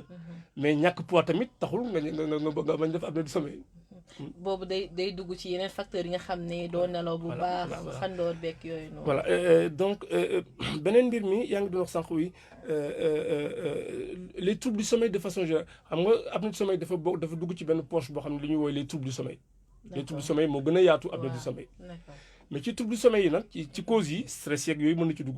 ay problèmes psychologie psychiatrie ou bien yeneen maladie mën nañu indi ay troubles du sommeil leneen du dul apnée du sommeil. mais ku am apnée du sommeil sans léegi-léegi nii maa ngi appesantir ci complications cardiovasculaires yi. waaye am na yeneen complications sànq waxoon naa ci complications accidentologiques yi. donc day joxe ay accidents au travail. surtout ñi nga xam dañuy liggéey maçon wala ay ouvrier wala yooyu wala liggéeyu dangereux boo xool nga foofu boo fa somnolee da ngay gaañ sa bopp. comme ni ci tali bi bu nit somnolee indi accident boo nekk ci travail boo xam ne c'est sensible boo somnolee da ngay gaañ sa bopp. donc il y a des accidents domestiques il y a des accidents du travail il y a des accidents de la circulation. yooyu ci complications yi la bokk ci yeneen complications il y a ce qu'on appelle les complications neuropsychiques. mooy yu jàpp ci cerveau ak lu ni mel. en réalité gis nga ku am apnée du sommeil yenn saa yi da ngay mel ni ku fanaan boddu ni ba biir set. est-ce que da ngay metti na. est-ce que ku fanaan boddu ni ba biir set. oui sensation boobu noonu metti. en réalité. te nelaw nga quoi. te nelaw nga pourtant yaa ngi ci kaw lal bi mais da nga mel ni ku nekk boddu ni parce que en réalité defuloo sommeil bi tax ñu woowee sommeil. Il y a sommeil et sommeil. Il y a sommeil léger di nga am perception au sommeil mais en réalité doo am fonction au sommeil. Et donc ñooñu noonu le lendemain boo leen gisee est-ce que interaction yi dana yomb. du yomb en réalité dañuy irritable. Exactement. day joxe irritabilité. day joxe nervosité. loolu nag bu yàggee ba yàgg dafay joxe dépression. D'accord. day joxe dépression man mos naa am benn cas de dépression avancée boo xam ni derrière y a c'était du l'apnée du sommeil. Donc finalement c'est pour dire que hygiène de vie yaa ngi ko doon wax sànq hygiène de vie bokk na ci alimentation. hygiène de vie bokk na ci activité physique. hygiène de vie bokk na ci sommeil. bokk na ci nelaw bu baax. nelaw ba yandoor et aussi tamit comme nelaw bu baax nelaw ba yandoor aussi booy nelaw tamit nga wàññi xalaat bi daal. voilà léegi foofu noonu nag sommeil parce que sommeil ci boppam c'est un facteur de risque de maladie. C'est un facteur de risque cardiovasculaire. ñi am insomnie en dehors même apnée du sommeil ils ont un risque cardiovasculaire doublé. Ils ont un risque de cancer augmenté. Exactement. Et donc ils ont un risque accidentel augmenté. Ils ont risque finalement il y a des problèmes et de qualité de vie et de quantité de vie et de survie. Donc ce qui fait que le sommeil de façon générale je pense que jot na nit ñi di ci intéressé wu parce que ça c'est la cause de beaucoup de maladies ultérieures yoo xam ne ni négligé composante sommeil yu doomu aadama moo ko waral en particulier apnée du sommeil. Donc ñu rappeler numéro bi yéen ñi nga xam ne yéen ñuy déglu ci Dakar FM 94.5 mën ngeen woote ci 33 821 88 11 je pense que li docteur jot a waxtaanee sànq ba tey intéressé na képp bépp doomu aadama je dirais parce que nekk na loo xam ne ñoo ngi koy dund di ko dund te foogu nañ ni nekkul loo xam ne dafa grave wala nekk na loo xamante ni jar na ñu bàyyi ci xel bu baax a baax donc 33 821 88 11 ñu remercier aussi ñi nga xam ne ñoo ngi ñuy seetaan en direct ci Facebook bi ci seen participation et tout donc n'hésitez pas à poser vos questions ndax li muy wax c'est très très important donc ñoo ngi ci deuxième heure bi xanaa docteur réfléchir en attendant ci benn question bi nga xam ne mën nga koo poser ñi nga xam ne ñoo ngi ñuy déglu pour mën a gagner soin alopécie bi donc voilà question bi docteur donc ma bàyyi la en attendant nga réfléchir ma rappeler juste c'est bon c'est une question difficile allez-y alors l'apnée du sommeil est-elle curable ou pas? D'accord donc dégg ngeen ko est-ce que day wér est-ce que day wér complètement ou pas donc loolu mooy question bi donc ku ci répondre normalement donc peut-être si kanam mu posé waat beneen question su fekkee ni amul ku woote donc 33 821 88 11 maa ngi aussi posé question bi sur Facebook ñi ci mën a ñi seetaan aussi ci Facebook mën ngeen na tontu aussi ci question bi à la fin on verra kan la ñuy jox soin bi donc c'est très très important lu mu jot a expliquer nii yëpp ci wàllum feebar donc mën na jàpp ne ñu fexe am sommeil ci qualité bon qualité bi ak ci quantité bi c'est très très important ñu jéem a def éviction tous les facteurs yi nga xam ne moo ñu tere nelaw normalement ak aussi tam bu dee da ngay ronfler wala da ngay xandoor buñ la koy remarquer tout le temps aussi war nga siy jóg bu baax a baax ñu naan la yow da ngay xandoor bay fatt des fois sax ñu ñoo lay yee nga jékki-jékki tëb dañ ki dee yeewu ne xandooruma loolu yëpp daluma donc c'est important et surtout bu demee bay impacter ci sa wér-gu-yaram maanaam foo toll di nelaw wala ngay sonn nga naan vitamine C ba sonn docteur am ñoo xamante ni vitamine C ba sonn citron ba sonn pour ak café bi tamit docteur nañ fi wax tamit café bi aussi nga wax si ak aussi tamit tux bi aussi ak aussi ñi naan est-ce que ñooñu tamit lu fekk ñu utiliser loolu tamit mën na ñëw ci qualité sommeil bi ou pas et aussi tamit ci écran yi muy téléphone yi muy ordinateur yi muy aussi nga liggéey wàcc ñëw indi liggéey bi kër ga tamit tu vois nga boole si tamit di xandoor est-ce que loolu tamit foog ñu waxtaanee ko pour plus de sensibilisation am na solo donc point bi nga laal ni au-delà de l'apnée du sommeil il y a le sommeil et sommeil dafa am lu koy favoriser ak lu koy défavoriser wax nga ko am na solo trop par exemple télévision yi mais plus encore téléphone portable yi yooyu noonu c'est des ennemis du sommeil en particulier la lumière bleue c'est un excitant de l'éveil léegi lii nii waral na ay xale yoo xam ne nii dañuy am échec scolaire rek lu tax ndax quantité de sommeil insuffisante. Exactement. Parce que ci guddi yi ils passent beaucoup de temps sur les écrans et bu ñu yeewoo le matin dañuy mel ni comme apnée du sommeil. C'est-à-dire dañuy somnoler dañuy fatigué, ils ont des problèmes d'attention et de concentration et du coup dañuy day répercuté wu ci seen scolarité ci seen réussite scolaire. Donc lii nii c'est un point très important donc moom la ñuy woowee les synchronisateurs am na yoo xam ne nii bu nekkee ci sa environnement au mauvais moment doo nelaw mooy bruit mooy lumière mooy bruit mooy lumière mooy comment dirais-je bruit lumière ak champ magnétique wala loolu moo tax ci biir chambre yi ngay am télé sa biir chambre c'est déconseillé parce que loolu moom je pense ñëpp ñoo ngi koy wax mais teewul vraiment c'est déconseillé. Exactement. Parce que c'est un ennemi du sommeil. Ça réduit la quantité de sommeil.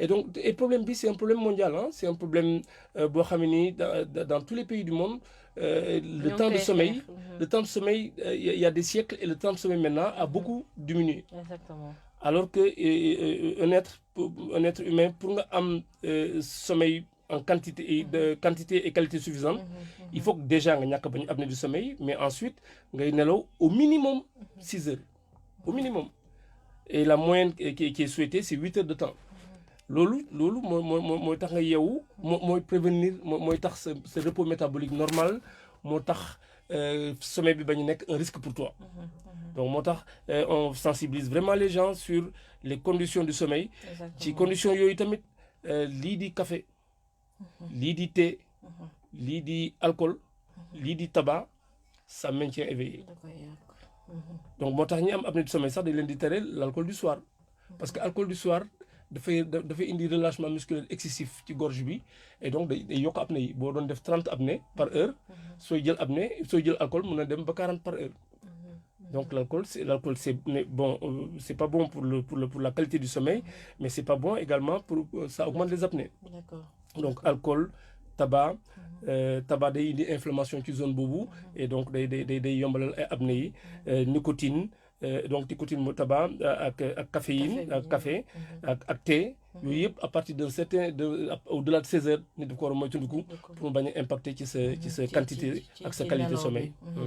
Donc c'est très important am na ku ma laaj sànq nee na ma est-ce que ñi nga xam ne dañuy def crise épilepsie ba jaaf comme ni ñuy fàttee noonu ba décédé est-ce que mën na am rapport ak qualité sommeil bi. Tout à fait alors donc épilepsie ak am na ñoo xam ne dañuy def épilepsie du sommeil. Et puis am na ñoo xam dañuy am ñaari feebar yëpp c'est souvent associé épilepsie ak apnée du sommeil et ça complexifie le problème. Tout comme ni apnée du sommeil amee lien ak diabète, amee lien ak tension, noonu la amee lien ak yeneen maladie chronique, et parmi lesquelles épilepsie. D'accord. Parce que da ngay gis ne l'apnée du sommeil a des conséquences néfastes sur le cerveau, parce que da ngay am ay hypoxie, nu koy woowee manque d'oxygène répété pendant la nuit. day mel ni courant buy def xuj kamek quoi. léegi donc sa alimentation oxygène bi ñëw cerveau bi day def ay xuj kamek. D'accord day pause di ñëwaat day fay daal di ñëw. donc xam nga cerveau boobu sur des années, un cerveau qui est soumis à ça 8 heures par jour la nuit sur 10 ans, tu vois un peu. Voilà, donc moo tax ñuy am mu nekk facteur de risque de démence, Alzheimer, de Parkinson. donc ak feebar maladie neurologique yëpp dafa am lien ak ñoom. mujj gi daal da lay indil feebar maladie chronique yi nga xam ne chaque jour ñoo ngi koy xeex. et puis oui, allez-y. tout à fait. Et donc situation day indi inflammation dans le corps, dañuy woowee un syndrome inflammatoire de bas grade. Inflammation chronique boobu mooy yombalal lépp ba ci cancer. D'accord. yombalal maladie dégénérative yi, yombalal maladie cardiologique yi, yombalal maladie neurologique yi, yombalal maladie endocrinologique yi. Vraiment cette affaire doit être prise au sérieux par donc les praticiens. Je pense que voilà ñu yee askan bi ci feebar boobu noonu, parce que loraange yu muy indi yi nga expliqué nii yëpp vraiment ñoom ñoo koy suivre, ñoom ñoo ciy sonn. yow yaay dem hôpital def analyse ba sonn, naan garab ba sonn, donc tu vois que malgré ça n'évolue pas. Et que comme ni ko docteur waxee tamit mën nañ ci waxtaane ak suñu yeneen naataango yi ñu jéem a ut benn questionnaire wala nga mës ngay poser question yi pour xool ndax loolu nekkul li nga xam ne moo tax feebar bi gën di yokk wala gën di màgg. Comme ni mu ko waxee mën nga dem ba nga am tension garab boo naan du ko wàccee. Donc voilà jot na ñu bàyyi ci xel bu baax. Donc comme ni ko aussi Pape Samba expliqué sànq, donc nañ ko jël au sérieux, que buñ foog ni vraiment feebar boo xamante ne la mën nga ci mucc comme ni ko docteur laajtee sànq, mais nañ ko bàyyi xel bu baax a baax. Donc ñu continuer un peu ci vraiment émission bi. Donc di rappeler numéro bi 33 821 88 11 33 821 88 11. ñu remercier ñi nga xam ne aussi ñoo ngi tontu ci Facebook bi. xam naa bu émission bi jeexee dinañ leen woo daal incha allah. Donc wax nañ un peu ci yeneen facteurs yi, ci li ko indi, ci porte d'entrée, ci symptômes yi. mën nañ aussi wax aussi ci conséquences yi à long terme wala à court terme. boo ko amee léegi d'accord yan jafe-jafe la mën a indi su fekkee ni teeloo dem hôpital. ak aussi fekkee ni aussi da nga yéex dañoo yéex a gis feebar bi ci yow. Conséquences à court terme yi ci qualité de vie la. ci qualité de vie la, c'est-à-dire li ñu mën a gis nag mooy et ça c'est très piégeant. am na nit ñoo xam ne dañuy ñëw, man mos naa gis patient bu am 50 apnées par heure, donc c'est sévère quoi. ma interroger ko ci ay qualité de vie nickel. mu ne c'est bon quoi. waaw jàmbatul dara. loolu la ñuy woowee les formes asymptomatiques. D'accord. Parce que corps humain tamit yenn saa yi bu maladie bu dysfonctionnement amee mën na am une adaptation progressive boo xamee ni nii selon les individus. des fois sa yaram nax la. voilà sa yaram nax la sa yaram nax la. Donc ce patient là n'a pas de symptômes, mais est exposé au même risque que ñi am symptômes. Exactement. Et ça c'est piégeant. Et man patient yi la gën a bañ, parce que doo leen mën a proposer traitement parce que laaju ñu la dara. Exactement. mais tegaluñ la dara ci table bi quoi pour ne la yow am na loo xam à la limite boo leen bëggee proposer traitement sax dañ ne mais kii il faut quoi mun na yaakaar na koy bëgg a arnaquer. fu mu toll nii de moom doc yi fi jot a expliqué yëpp gis naa ñu dégg naa ñuy wax ni lii ay caxaan la moom lii mënul nekk ñu tous les fois ñoo ngi yeew bu ñu xëyee naan café wala naan suñu vitamine 50 apnées par suñu heure journée 50 apnées par heure. te xamu ko woon. yëgu ko sax. yëgu ko. bala koy xam da nga koy yëg. moom daan tëdd ak kenn amul congé wala famille bi.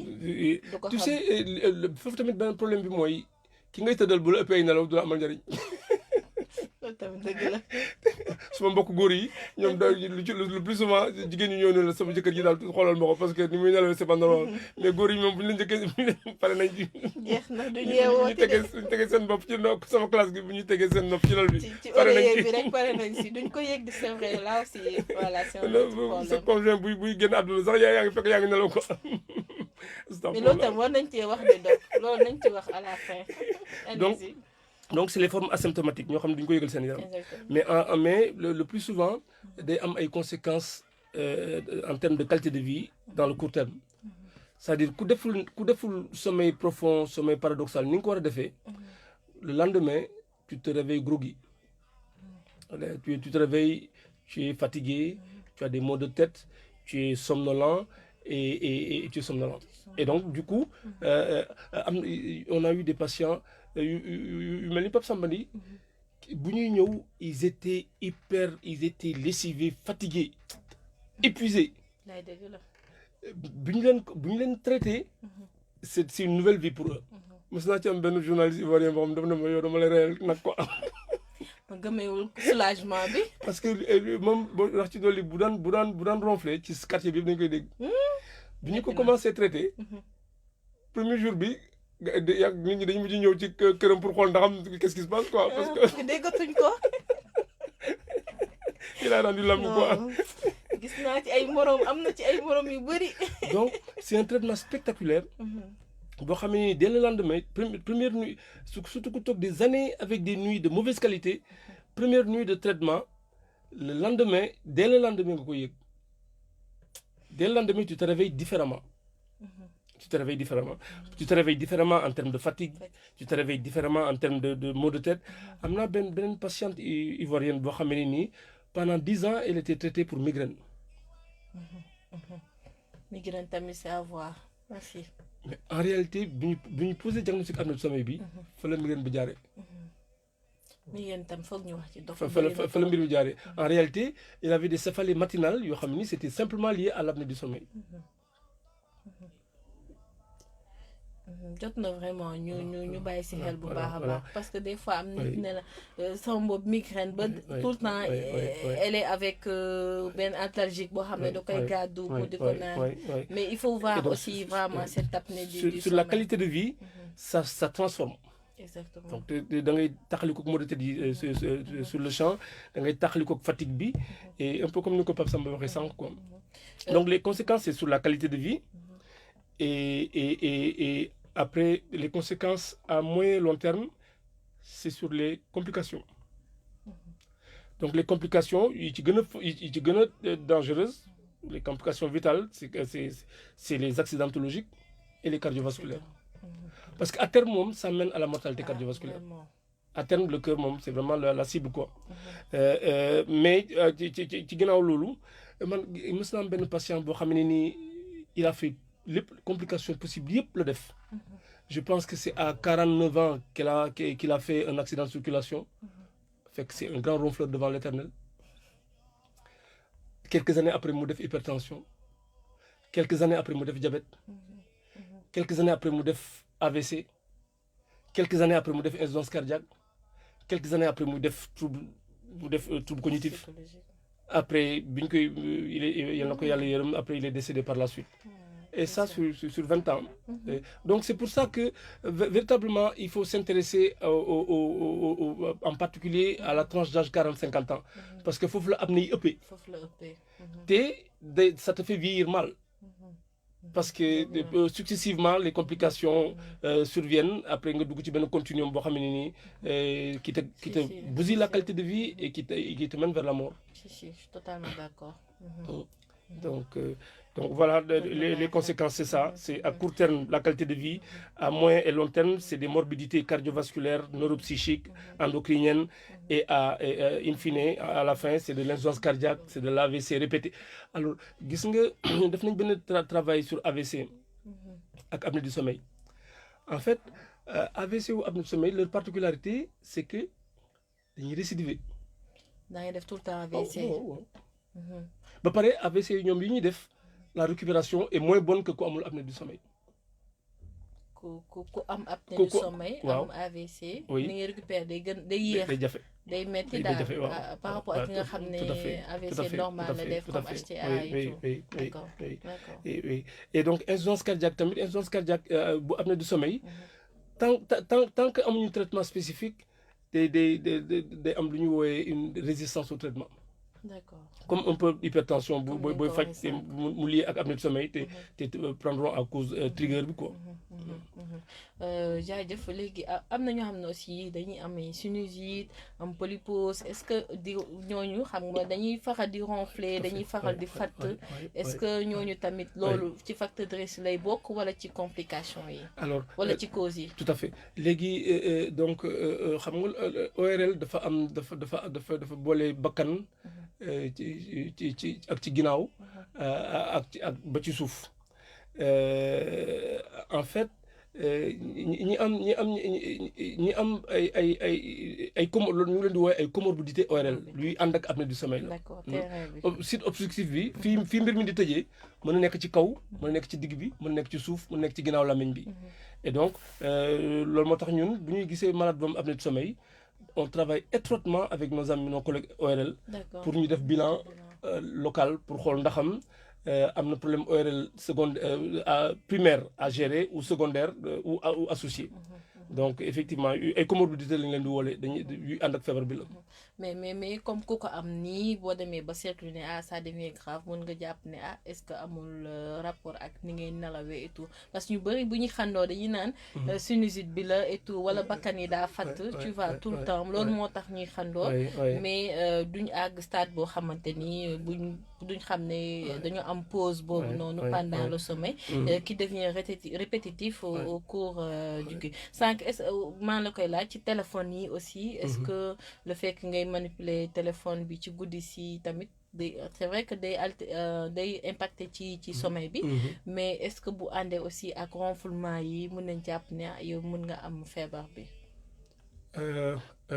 loolu amul lien direct. téléphone bi am na lien ak sommeil. parce que ça diminue ton temps de sommeil total. mais directement amul lien ak apnée du sommeil. amul lien ak apnée du sommeil. d'accord léegi ñu wax un peu aussi ci wàllum faj bi donc faj bi nan lay demee. donc kii dégg naa sànq mu wax ay affaire machine. donc comment ça se passe du début si ban stade la ñuy commencer traitement bi et tout est-ce que tamit avant traitement bi am na ay mesures d'hygiène wala ñu wax la nga xool nan ngay nalawee et tout avant ngay àgg ci comme ni mu ko waxee machine beeg yooyu. Donc bala ñuy dugg ci traitement bi ma rappeler hygiène de sommeil. Hygiène de sommeil c'est très important nit di am temps total de sommeil correct et au minimum 6 heures idéalement 8 heures. Loolu ça participe à avoir une qualité et une quantité de vie correcte. Et dañu am lu ñu woowee horloge biologique boo xamee ne nii boo ci amul discipline mun na indi ay problème insomnie. Donc il est important que nit ki di dem tëddi à heure régulière et di yeewu à heure régulière pour bañ a déstabiliser horloge biologique am. léegi ba pare ci diggante bi tamit nga am fi au moins 6 heures. jafe na nag par les temps qui courent ak tous les écrans les smartphones et la vie moderne. Mais il faut que nit ñi góorgóorlu pour am ni ñu amee hygiène alimentaire wala am activité physique régulière di ko amee hygiène de sommeil. Et bu loolu weesoo booy dem sommeil tamit nga dindi source lumineuse yi nga dindi source bruit yi nga am troisième synchronisateur bi c'est la température. Donc par exemple gis nga ci tàngoor bi nii tey maa ngi recevoir benn patient bu ne ma docteur hier j'ai pas dormi. Pourquoi? Parce qu'il faisait chaud, il y avait coupure d'électricité et donc j'ai pas pu dormir. En fait, il y a une température idéale pour le sommeil. D'accord. Et donc il faut pas dans un milieu pas trop chaud, également pas trop froid et donc loolu tamit synchronisateur la. Voilà. Et léegi donc su nit ki amee hygiène de sommeil ba pare malgré hygiène de sommeil boobu ak quantité de sommeil normal ba pare mu am ay symptômes de trouble du sommeil comme ni ñu doon wax nii bu boobaa dañu war a xalaat apnée du sommeil. D'accord. léegi apnée du sommeil nag soo nekkee condition pour xalaati ko am na benn point tamit am na lu ñuy woowee terrain. gis nga nit ku am hypertension artérielle. nit ku am hypertension artérielle il est démontré que une fois sur 3 mën nga am apnée du sommeil. Exactement. nit ku am diabète une fois sur 3 mën nga am apnée du sommeil. nit ku obèse 7 fois sur 10 mën nga am apnée du sommeil. donc terrain yi ku ko am déjà il faut interroger pour xool ndax am nit ki am na feebar wala amu ko bu loolu weesoo pour diagnostiquer ko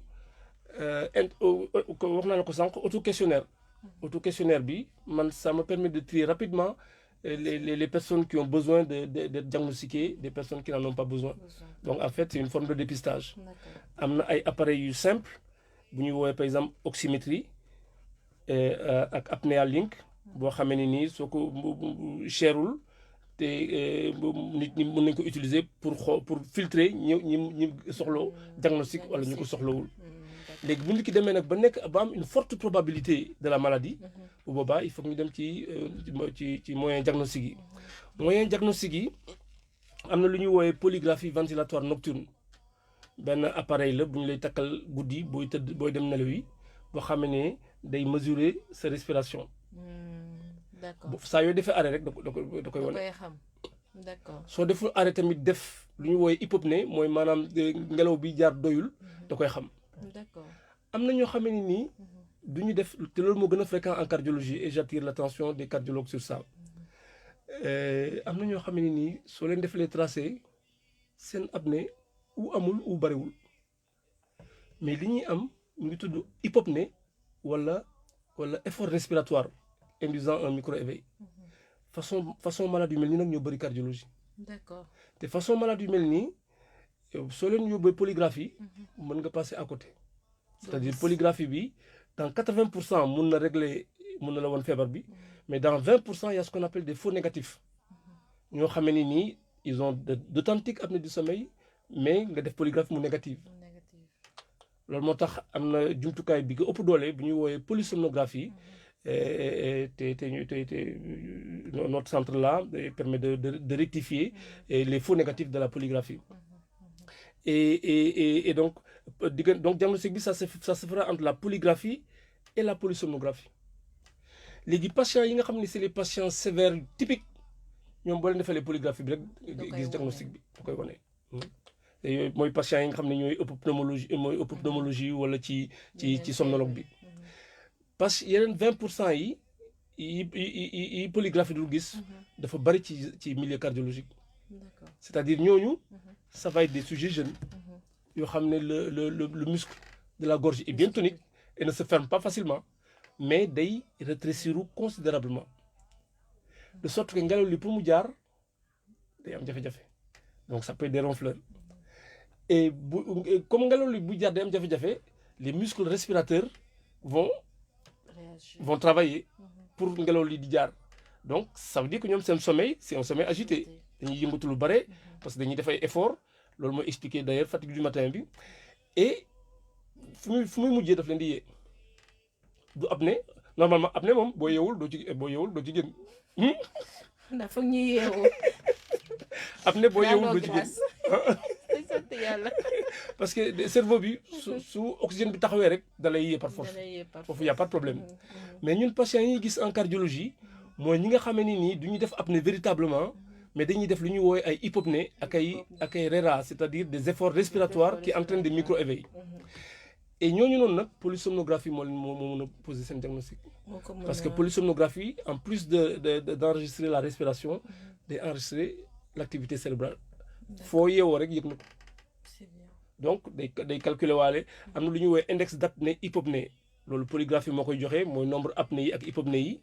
et ci la ñuy d'ailleurs la ñuy classifier ñi sévère ñi modéré ak ñi léger boo dépassé 30 c'est sévère comme ni ma ko waxoon sànq ki am 50 te yëgul ko yaramam.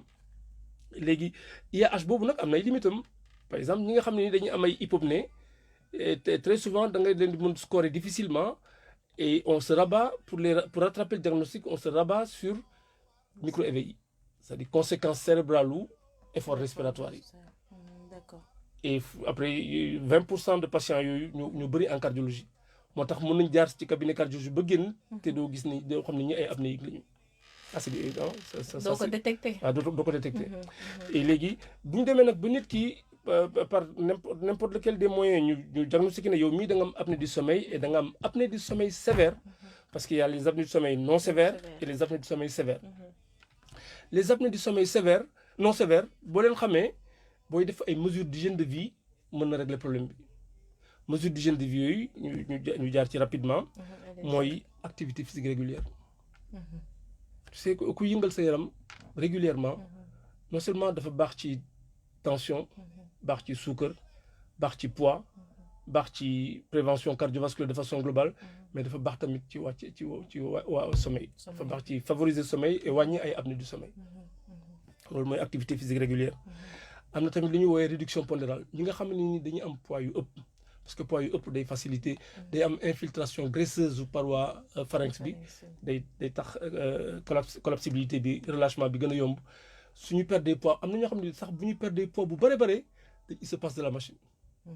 D'accord lu jar ñuy jaar foofu noonu parce que déjà problème yi day disparaître. day réglé voilà donc moo tax donc la réduction pondérale c'est également une mesure d'hygiène de vie pour régler problème apnée du sommeil yi léegi ci kaw loolu moo tax ñun yenn suñu patients yi dañ leen di boole ak ay coach wala ay nutritionniste pour gérer aspect poids bi sachant que bu poids bi normalisé lu bari rek su fekkee apnée modérée la légère à modérée le problème se règle sans intervention autothérapeutique voilà mais suñu duggee léegi ci lu ñuy woowee apnée du sommeil sévère apnée du sommeil sévère traitement am au jour d'aujourd'hui y a pas de médicament bi ñuy naan waaw d'ailleurs sama benn patient j'ai beaucoup rigolé daf ne ma docteur mu ne mu ne les scientifiques ils dorment lu tax génne gu ñu garab léegi comprimé léegi pour kooku sonn na kooku moom daa sonn je me suis marré parce que naroon naa laa laaj il a raison aussi docteur boo ma ko waxoon sànq ba maa ne naan trop ba tey waxoo fi waxi garab gis naa ñuy naan garab pour nelaw normalement c'est la première fois que j'ai entendu une réflexion pareille et ma docteur me dit les scientifiques ils dorment on est au 21e siècle et il n'y a pas de médicament pour l'apnée du sommeil dina ñëw xëy na une petite boutade donc avant may jóge ci mesure oui du neex gars yi de dok am na loo xam ne dañ koy wooyee apnée du sommeil positionnel d'accord c'est-à-dire que ñoom bu ñu tëddee sur le dos dañuy def ay apnée bu ñu tëddee sur le côté duñu def apnée bu ñu tëddee sur l'autre côté duñu def apnée mais bu ñu tëddee sur le dos d'ailleurs sax dañ koy seetlu bu tëddee sur le dos lay xaran bu tëddul sur le dos du xaran parce que boo tëddee sur le dos du phénomène pesanteur ak mécanique langue bi xam nga langue bi base de langue bi mooy daanu ci ginnaaw tëj yoon bi donc loolu moo tax am na caractère positionnel léegi lépp boo defee diagnostic bi nga gis ci biir diagnostic bi ne kii buy def apnée du sommeil c'est quasi exclusivement buy tëddee sur le dos bu boobaa am na on fait des artifices pour que waa ji bañ tëdd sur le dos am na ñoo xam ne noonu la seen problème réglé d'accord loolu la ñuy woowee traitement positionnel on utilise des artifices pour mu tëddee autrement que par le dos parce que par exemple soo amee ce qu'on appelle une balle de tennis bu ñu la defee balle de tennis fii ci sa ginnaaw. bu la déranger def ko ceinture réflexe bi dina ñëw. waaw xam boo bëggee tëdd du sotti. du sotti il faut nga tourner waat. d'accord et donc du coup doo tëddee jamais ci guddi gi yëpp doo tëdd sur le dos. et am na ñoo xam ne ils en sortent avec ça. d'accord ils s'en sortent avec ça.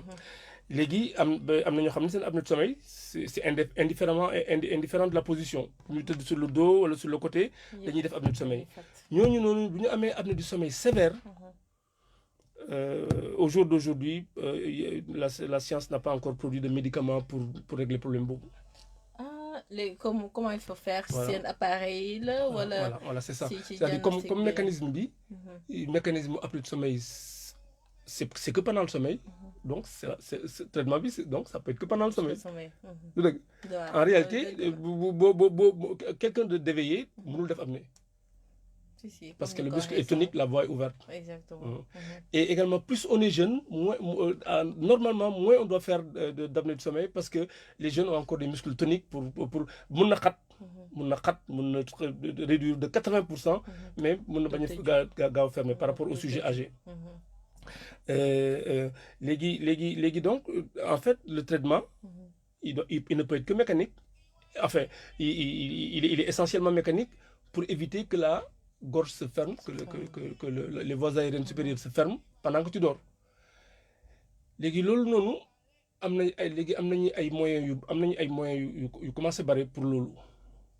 waaye moyen bi nga xam ne ni moo ci ëpp ay preuve de son efficacité à ce jour machine la bu ñuy wooyee PPC. machine PPC en anglais CPAP. machine CPAP. machine boobu en fait Pape Samba dafa jum sànq dafa yaakaar ne oxygène la jox mais du la jox oxygène. en fait ngelaw li ngay noyyi. la machine bi di jël. jaarale ko ci sa put mais avec une pression. D'accord. pression boobu di jaar foofu. mooy ëpp doole pression wu collapsibilité wu paroi bi. de sorte que paroi bi am donc ko appliquer benn pression boo xam ne nii ubbeeku rek la mën def. ubbeeku rek d'accord. et su ubbeekoo noonu. ça veut dire que donc le cerveau il sera plus sollicité. donc tu respires comme boo nekkoon ku yeewu. D'accord. parce que finalement l'apnée du sommeil c'est un trouble respiratoire pendant le sommeil. Si. donc booy sieste tamit mën nga ko def. loolu moo tax c'est indépendamment de la nuit ou pas la nuit. donc comme mu nekk guddi wala journée bi yëpp. nelaw moom daal nelaw rek. yow daal da nga tëdd rek nga gëmm nga ne da ngay nelaw rek mu ñëw. c'est comme xandoor waaw xam nga xandoor moom xandoor habituellement kenn mënul yeewu di xandoor. mais xandoor c'est bizarre ci guddi si.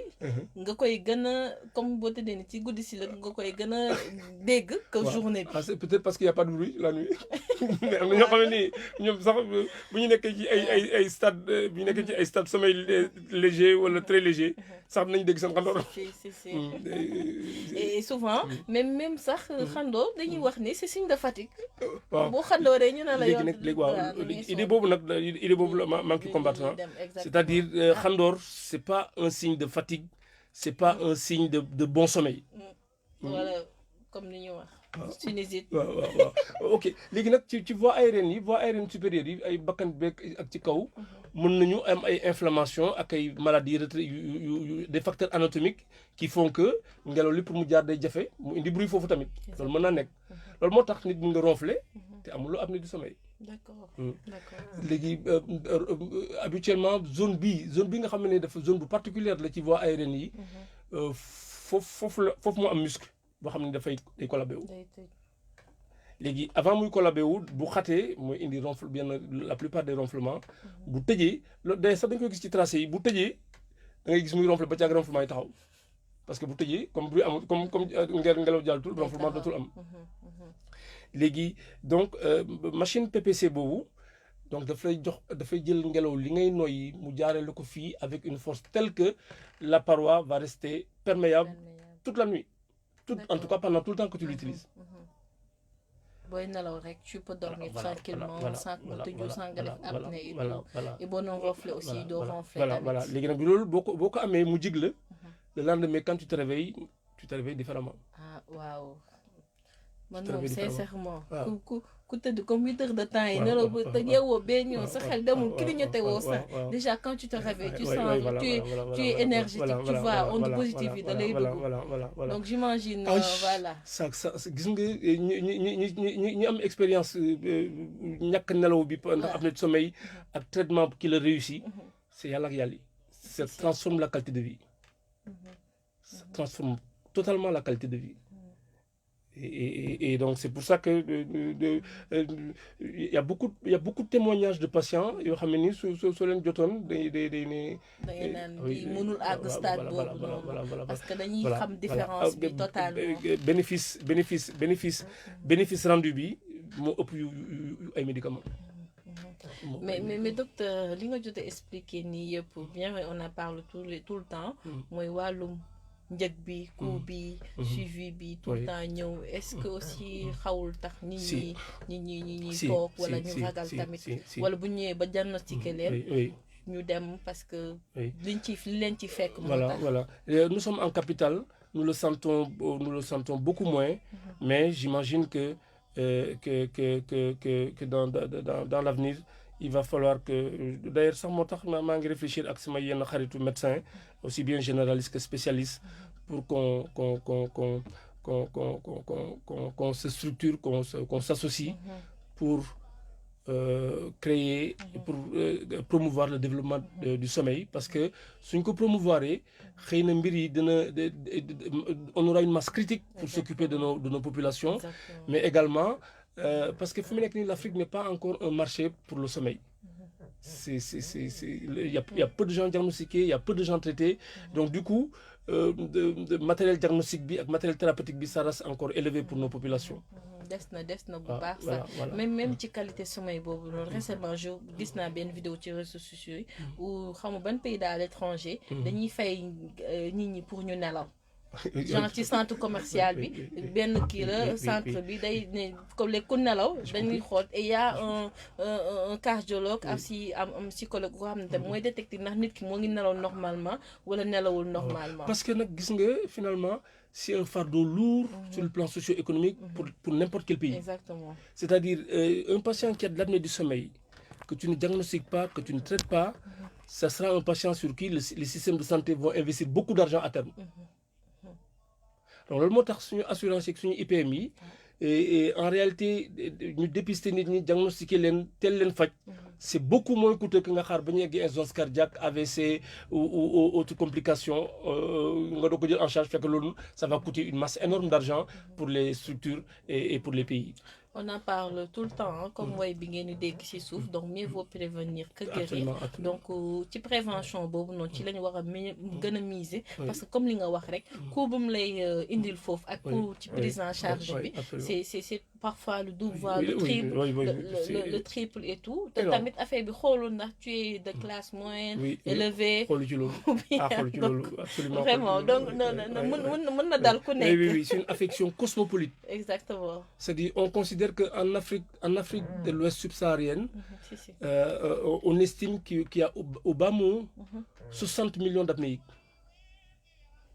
En Afrique subsaharienne, c'est beaucoup. C'est beaucoup. Donc cette population de malades non diagnostiqués, non traités, ça fait une manne financière énorme pour nos pays, pour nos États, à terme quoi, en termes de complications.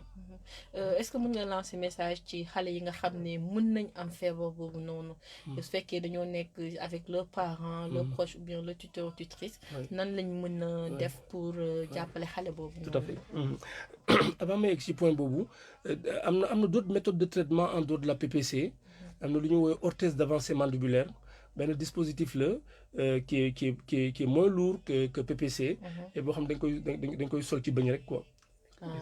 En fait moom lu muy def day yaatal voie aérienne bi lay yaatal. ne bañ nga fermer ko. waaw voilà comme ça fermeture am du yomb da koy yaatal. boobu c'est moins onéreux moins lourd et qui peut régler également le problème mais un peu quand même moins efficace que la PPC. mais yéen a koy def wala vous travaillez avec les dentistes. si on le fait yéen a koy posé waaw ñu koy posé oui tout à fait. mâchoire bi lay tout à fait. En fait quand je démarrais l'activité du sommeil à Dakar c'était en 2009, on diagnostiquait les patients et on leur disait au revoir. Et donc après, au bout de 2-3 ans, ça nous a fait quelque chose. Après, on s'est lancé dans le traitement de l'apnée du sommeil. Et au départ, il y avait quelques prestataires, mais ça reste insuffisant pour gérer toute cette population. Non. Et donc, donc on s'est organisé pour traiter les gens également localement. Et donc nous avons noué des partenariats à l'étranger et pour pouvoir disposer de matériel et pour également faire de l'orthèse à Dakar.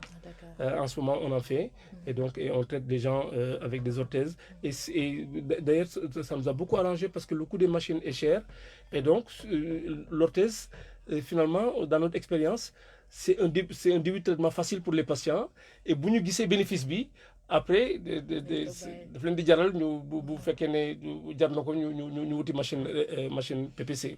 Et donc du coup on a réglé le problème de pas mal de gens entre ces deux dispositifs et il y a d'autres dispositifs en expérimentation comme ay pacemaker yoo xam ne nii dafay stimuler muscle gorge bi pour mu bañ a tëju ak yeneen yu nekk en expérimentation mais ñaar yi gën a siiw ci traitement bi daal mooy PPC machine PPC ak orthèse d'avancée mandibulaire ak orthèse bi nga wax sànq yooyu moo gën a siiw ci traitement bi su fekkee koo xamante ni dafa am apnée sommeil chronique bi comme ni nga ko waxee noonu léegi sànq comme wax nga ko est-ce que tamit faj yooyu yëpp dina tax mu curable carrément mu wér nit ki di mën a nelaw mais sans machine bi wala il faut mu jël machine bi tout le temps wala comme ni nga ko waxee ortho da nga ko waxee sax orthèse d'avancée mandibulaire waaw est-ce que tamit yooyu mën na dem ba du ko utiliser te dina nelaw te kenn du ko dégg te du am apnée voilà léegi ça c'est un grand débat effectivement parce que est-ce que l'apnée du sommeil est une maladie curable d'accord donc il faut distinguer certaines formes am na ay formes yu ñu mën a wooyee forme secondaire yoo xam ne dafa am ay facteurs anatomiques c'est-à-dire nit ki ci yoon bi fi nooy bi di jaar diggante voile du palais bi dents yi mâchoire bi foofu la jafe-jafe am mooy am na facteur anatomique quoi mooy am na lu ko waral bu boobaa ORL yi chirurgien ORL yi wala chirurgien maxillofacial yi mën nañu def ay mbir yoo xam ne nii am na ay malades yoo xam ne guérir nañu complètement d'accord mais sur le plan statistique c'est un petit nombre li ci ëpp waaw c'est un petit nombre li ci ëpp y a pas de facteur anatomique di nga ko yónnee ci ORL bi mu xool mais du fa fekk dara en fait c'est une dysfonction musculaire boo xam moo koy waral boo xamee nii sans cause anatomique et ñooñu noonu nag ñu war a jënt nag ñoo jafee faj daal voilà c'est-à-dire donc c'est un traitement quasiment comme pour l'hypertension artérielle à vie day métti daal waaw d'accord li nga jot a waaw comprendre naa bu baax a baax donc li mu jot a wax yëpp c'est comme ni mu koy expliquer sànq ba tey donc apnée du sommeil ça existe ça devient chronique ça devient dégénérative ok et aussi comme ni ko waxee c'est très traitable et c'est bien suivi ici au Sénégal donc moom tamit day faj daanaka ci lu mu waxtaan yëpp mu ngi jox exemple patient yoo xamante ni tu vois ñoom feebar bi la am te ñoo ngi suivre aux côtés de lui donc c'est important ñu xam ni feebar bi ça existe et que mën na la indil ay jafe-jafe wala sax jafe-jafe yooyu waral ko donc ñoo ngi leen di jaajëf bu baax a baax le docteur émission bi léegi mu jeex 5 minutes moo ñu dese bu nga wax ñu jut 5 maa la koy posé ci xale yi est-ce que xale aussi tamit chiffre l'apnée du sommeil existe en pédiatrie d'accord oui l'apnée du sommeil existe en pédiatrie et d'ailleurs il y a des pédiatres spécialisés en sommeil qui s'en occupent et ñu ngi koy woowee les troubles respiratoires obstructifs de l'enfant foofu nag la ñuy fekk lu ëpp ci ay formes secondaires yi c'est-à-dire xale bu am une grosse végétation wala bu am ay amygdales de gros amygdales bu leen chirurgien ORL bi opéré am ñu bari ci ñoom dañuy guérir complètement d'accord léegi loolu moo tax effectivement message bi am na solo pour les parents su ngeen seetloo ni seen doom dafay ronfler dafay jàmbat day fatigué day am ay maux de tête day am difficulté scolaire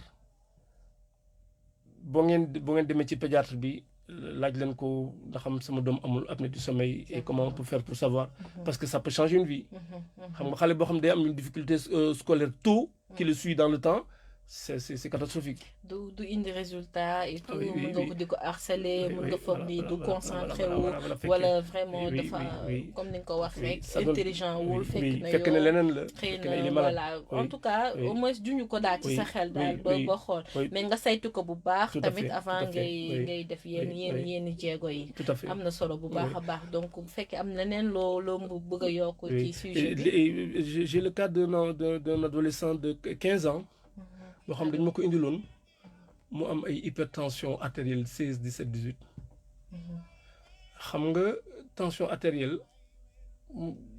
boo amee 60 ans wala 70 ans mun nañu ne c'est normal parce que le vaisseau a vieilli et l'âge est un facteur de risque et tout mais soo ko amee à 15 ans c'est un problème. Exactement. 15 ans 16 ans 17 ans donc effectivement l'enfant était un tout petit peu obèse et avait une tension augmentée. Mais en réalité, loolu mi ngi jóge ci ndekete mi ngi jóge ci apnée du sommeil. On a posé le diagnostic et on a commencé le traitement. D'ailleurs, le cardiologue était très averti parce que daf ne du commencer traitement bi dafay seet d'abord apnée du sommeil. Effectivement, ça se trouvait que apnée du sommeil la woon. Et dès qu'on a commencé le traitement, et tension bi décroché.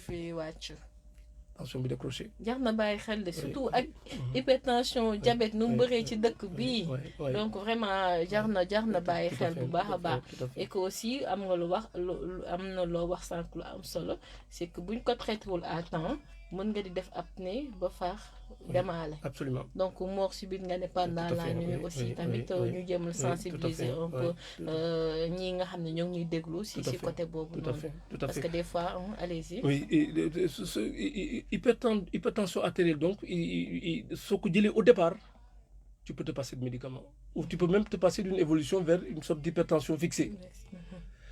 Mais bu dépassé am na benn stade bu fa eggee rek il y a des remaniements au niveau de l'endothélium vasculaire qui font que da ngay mel ni dootul dellooti ginnaaw te traitement apnée bi rek dootul régler problème bi il faut nga boole ci garab. D'accord. Il faut nga boole ci garab. Diabète naka noonu donc loolu moo tax tamit ñi am hypertension diabète associé et c'est intéressant ñu xool ndax am y a pas un facteur derrière. Parce que apnée du sommeil c'est un facteur de risque d'hypertension artérielle, c'est un facteur de risque indépendant d'hypertension artérielle, un facteur de risque indépendant de diabète. Et bu ñu associé on peut soupçonner que est-ce qu'il n'y a pas un trigger derrière. te bu ñuy dañuy commencer timidement et de façon insidieuse. Voilà. loolu. mais des fois su mu ne ah kii amu ko. Voilà. fekk ne day dem ak ñëw bu mu ñëw toog après. wala xëy na nit ki buy ñëw en consultation du fekk. nga détecté ko. Voilà il faut que mu dem. mu door ko seetlu et tout loolu tamit mën na laa indil erreur de diagnostic et tout. nit ki dem ba stade de complication ngay door a xam ne que vraiment kii ndeke am na feebar bi. donc vraiment comme ni ñu ko waxee sànq ba tey jot na ñu gën a communiquer ñu gën see wax et tout xam naa juste après dinaa jéem a def ay vidéo xool partie yi nga xam ne jot nañ ko waxtaan très très intéressant ma jéem ko tasaare pour que nit ñi bàyyi si xel bu baax a baax donc donc bu amee leneen looy wax émission bi jeex na. maa ngi lay remercier. En réalité ça c'est tombé à point parce que rien que cette semaine passée j'ai des patients qui m'ont interpellé parce que j'ai beaucoup de patients qui ont eu un retard diagnostique long, ni 5 ans, ni 6 ans, ni 7 ans, ni 8 ans. 8 ans avec ça. te mënuñoo xam ne am sax ñoo xam ne jot nañu compliqué ci diggante bi. loolu est-ce que nekk difficulté d'orientation. wala ñoom ñoo jógul. est-ce que dem nañ. Oui mais à notre décharge c'est que c'est un problème qui est mondialement sous-estimé, sous-diagnostiqué, sous-traité. Mais je pense que le patient bi wax. Vous avez une responsabilité au moins d'en parler et de sensibiliser les gens. Et donc c'est pour ça que bi nga may invité je me suis dit il faut que ñu waslu ak ci wax ji et puis sensibiliser grand public bi pour ñu bàyyi xel ñëpp ñu mu concerné et ñu teel ko toppatoo parce que soo ko teelee toppatoo après dootu fi nekk. Parce que au départ du maladie comme ni ko Pape Samba waxee au départ c'est toute personne normale comme toi et moi mais qui ronfle et qui est fatigué le matin et qui a des symptômes quoi liés à un dysfonctionnement. Une fois nga toppatoo ko rek dootul am complication évolutive yi du laal sa qualité de vie te du am complication évolutive donc encore une fois je pense que ñu ngi leen di ñaan ngeen relayer message de santé publique boobu parce que c'est une affection chronique qui peut devenir chronique qui est complexe qui est cosmopolite qui est grave et qui concerne beaucoup de monde.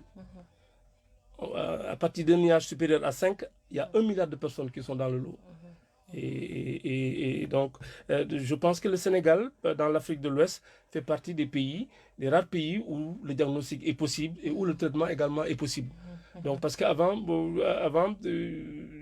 on envoyait un patient faire la polysomnographie en France donc da nga jël billet d'avion nga dem nga def fa examen bi dellu si waat mais là par la grâce de Dieu depuis quelques années les moyens diagnostiques se multiplient et nos collègues sont formés et on peut diagnostiquer et traiter cette maladie à Dakar et les suivre également. Exactement.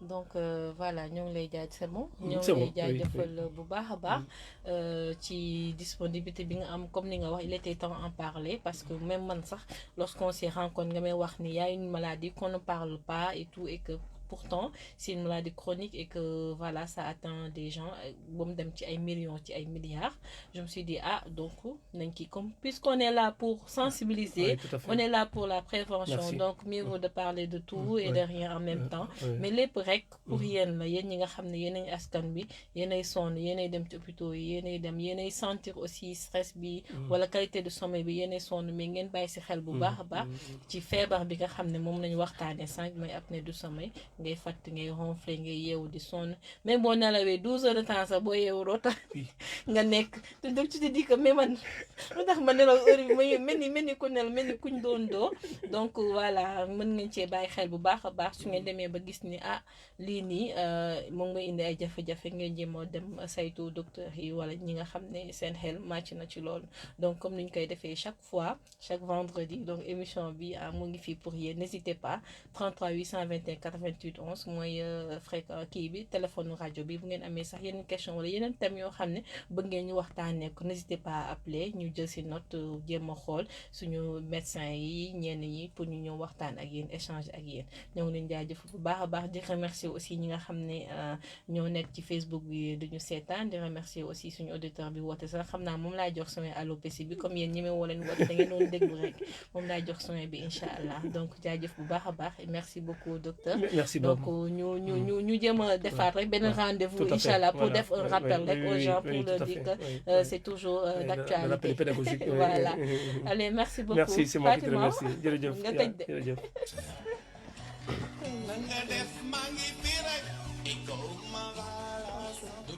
Nakamu émission docteur Nakamu. Maam jërëjëf waay. C'est hein. ñoo lay wax jërëjëf.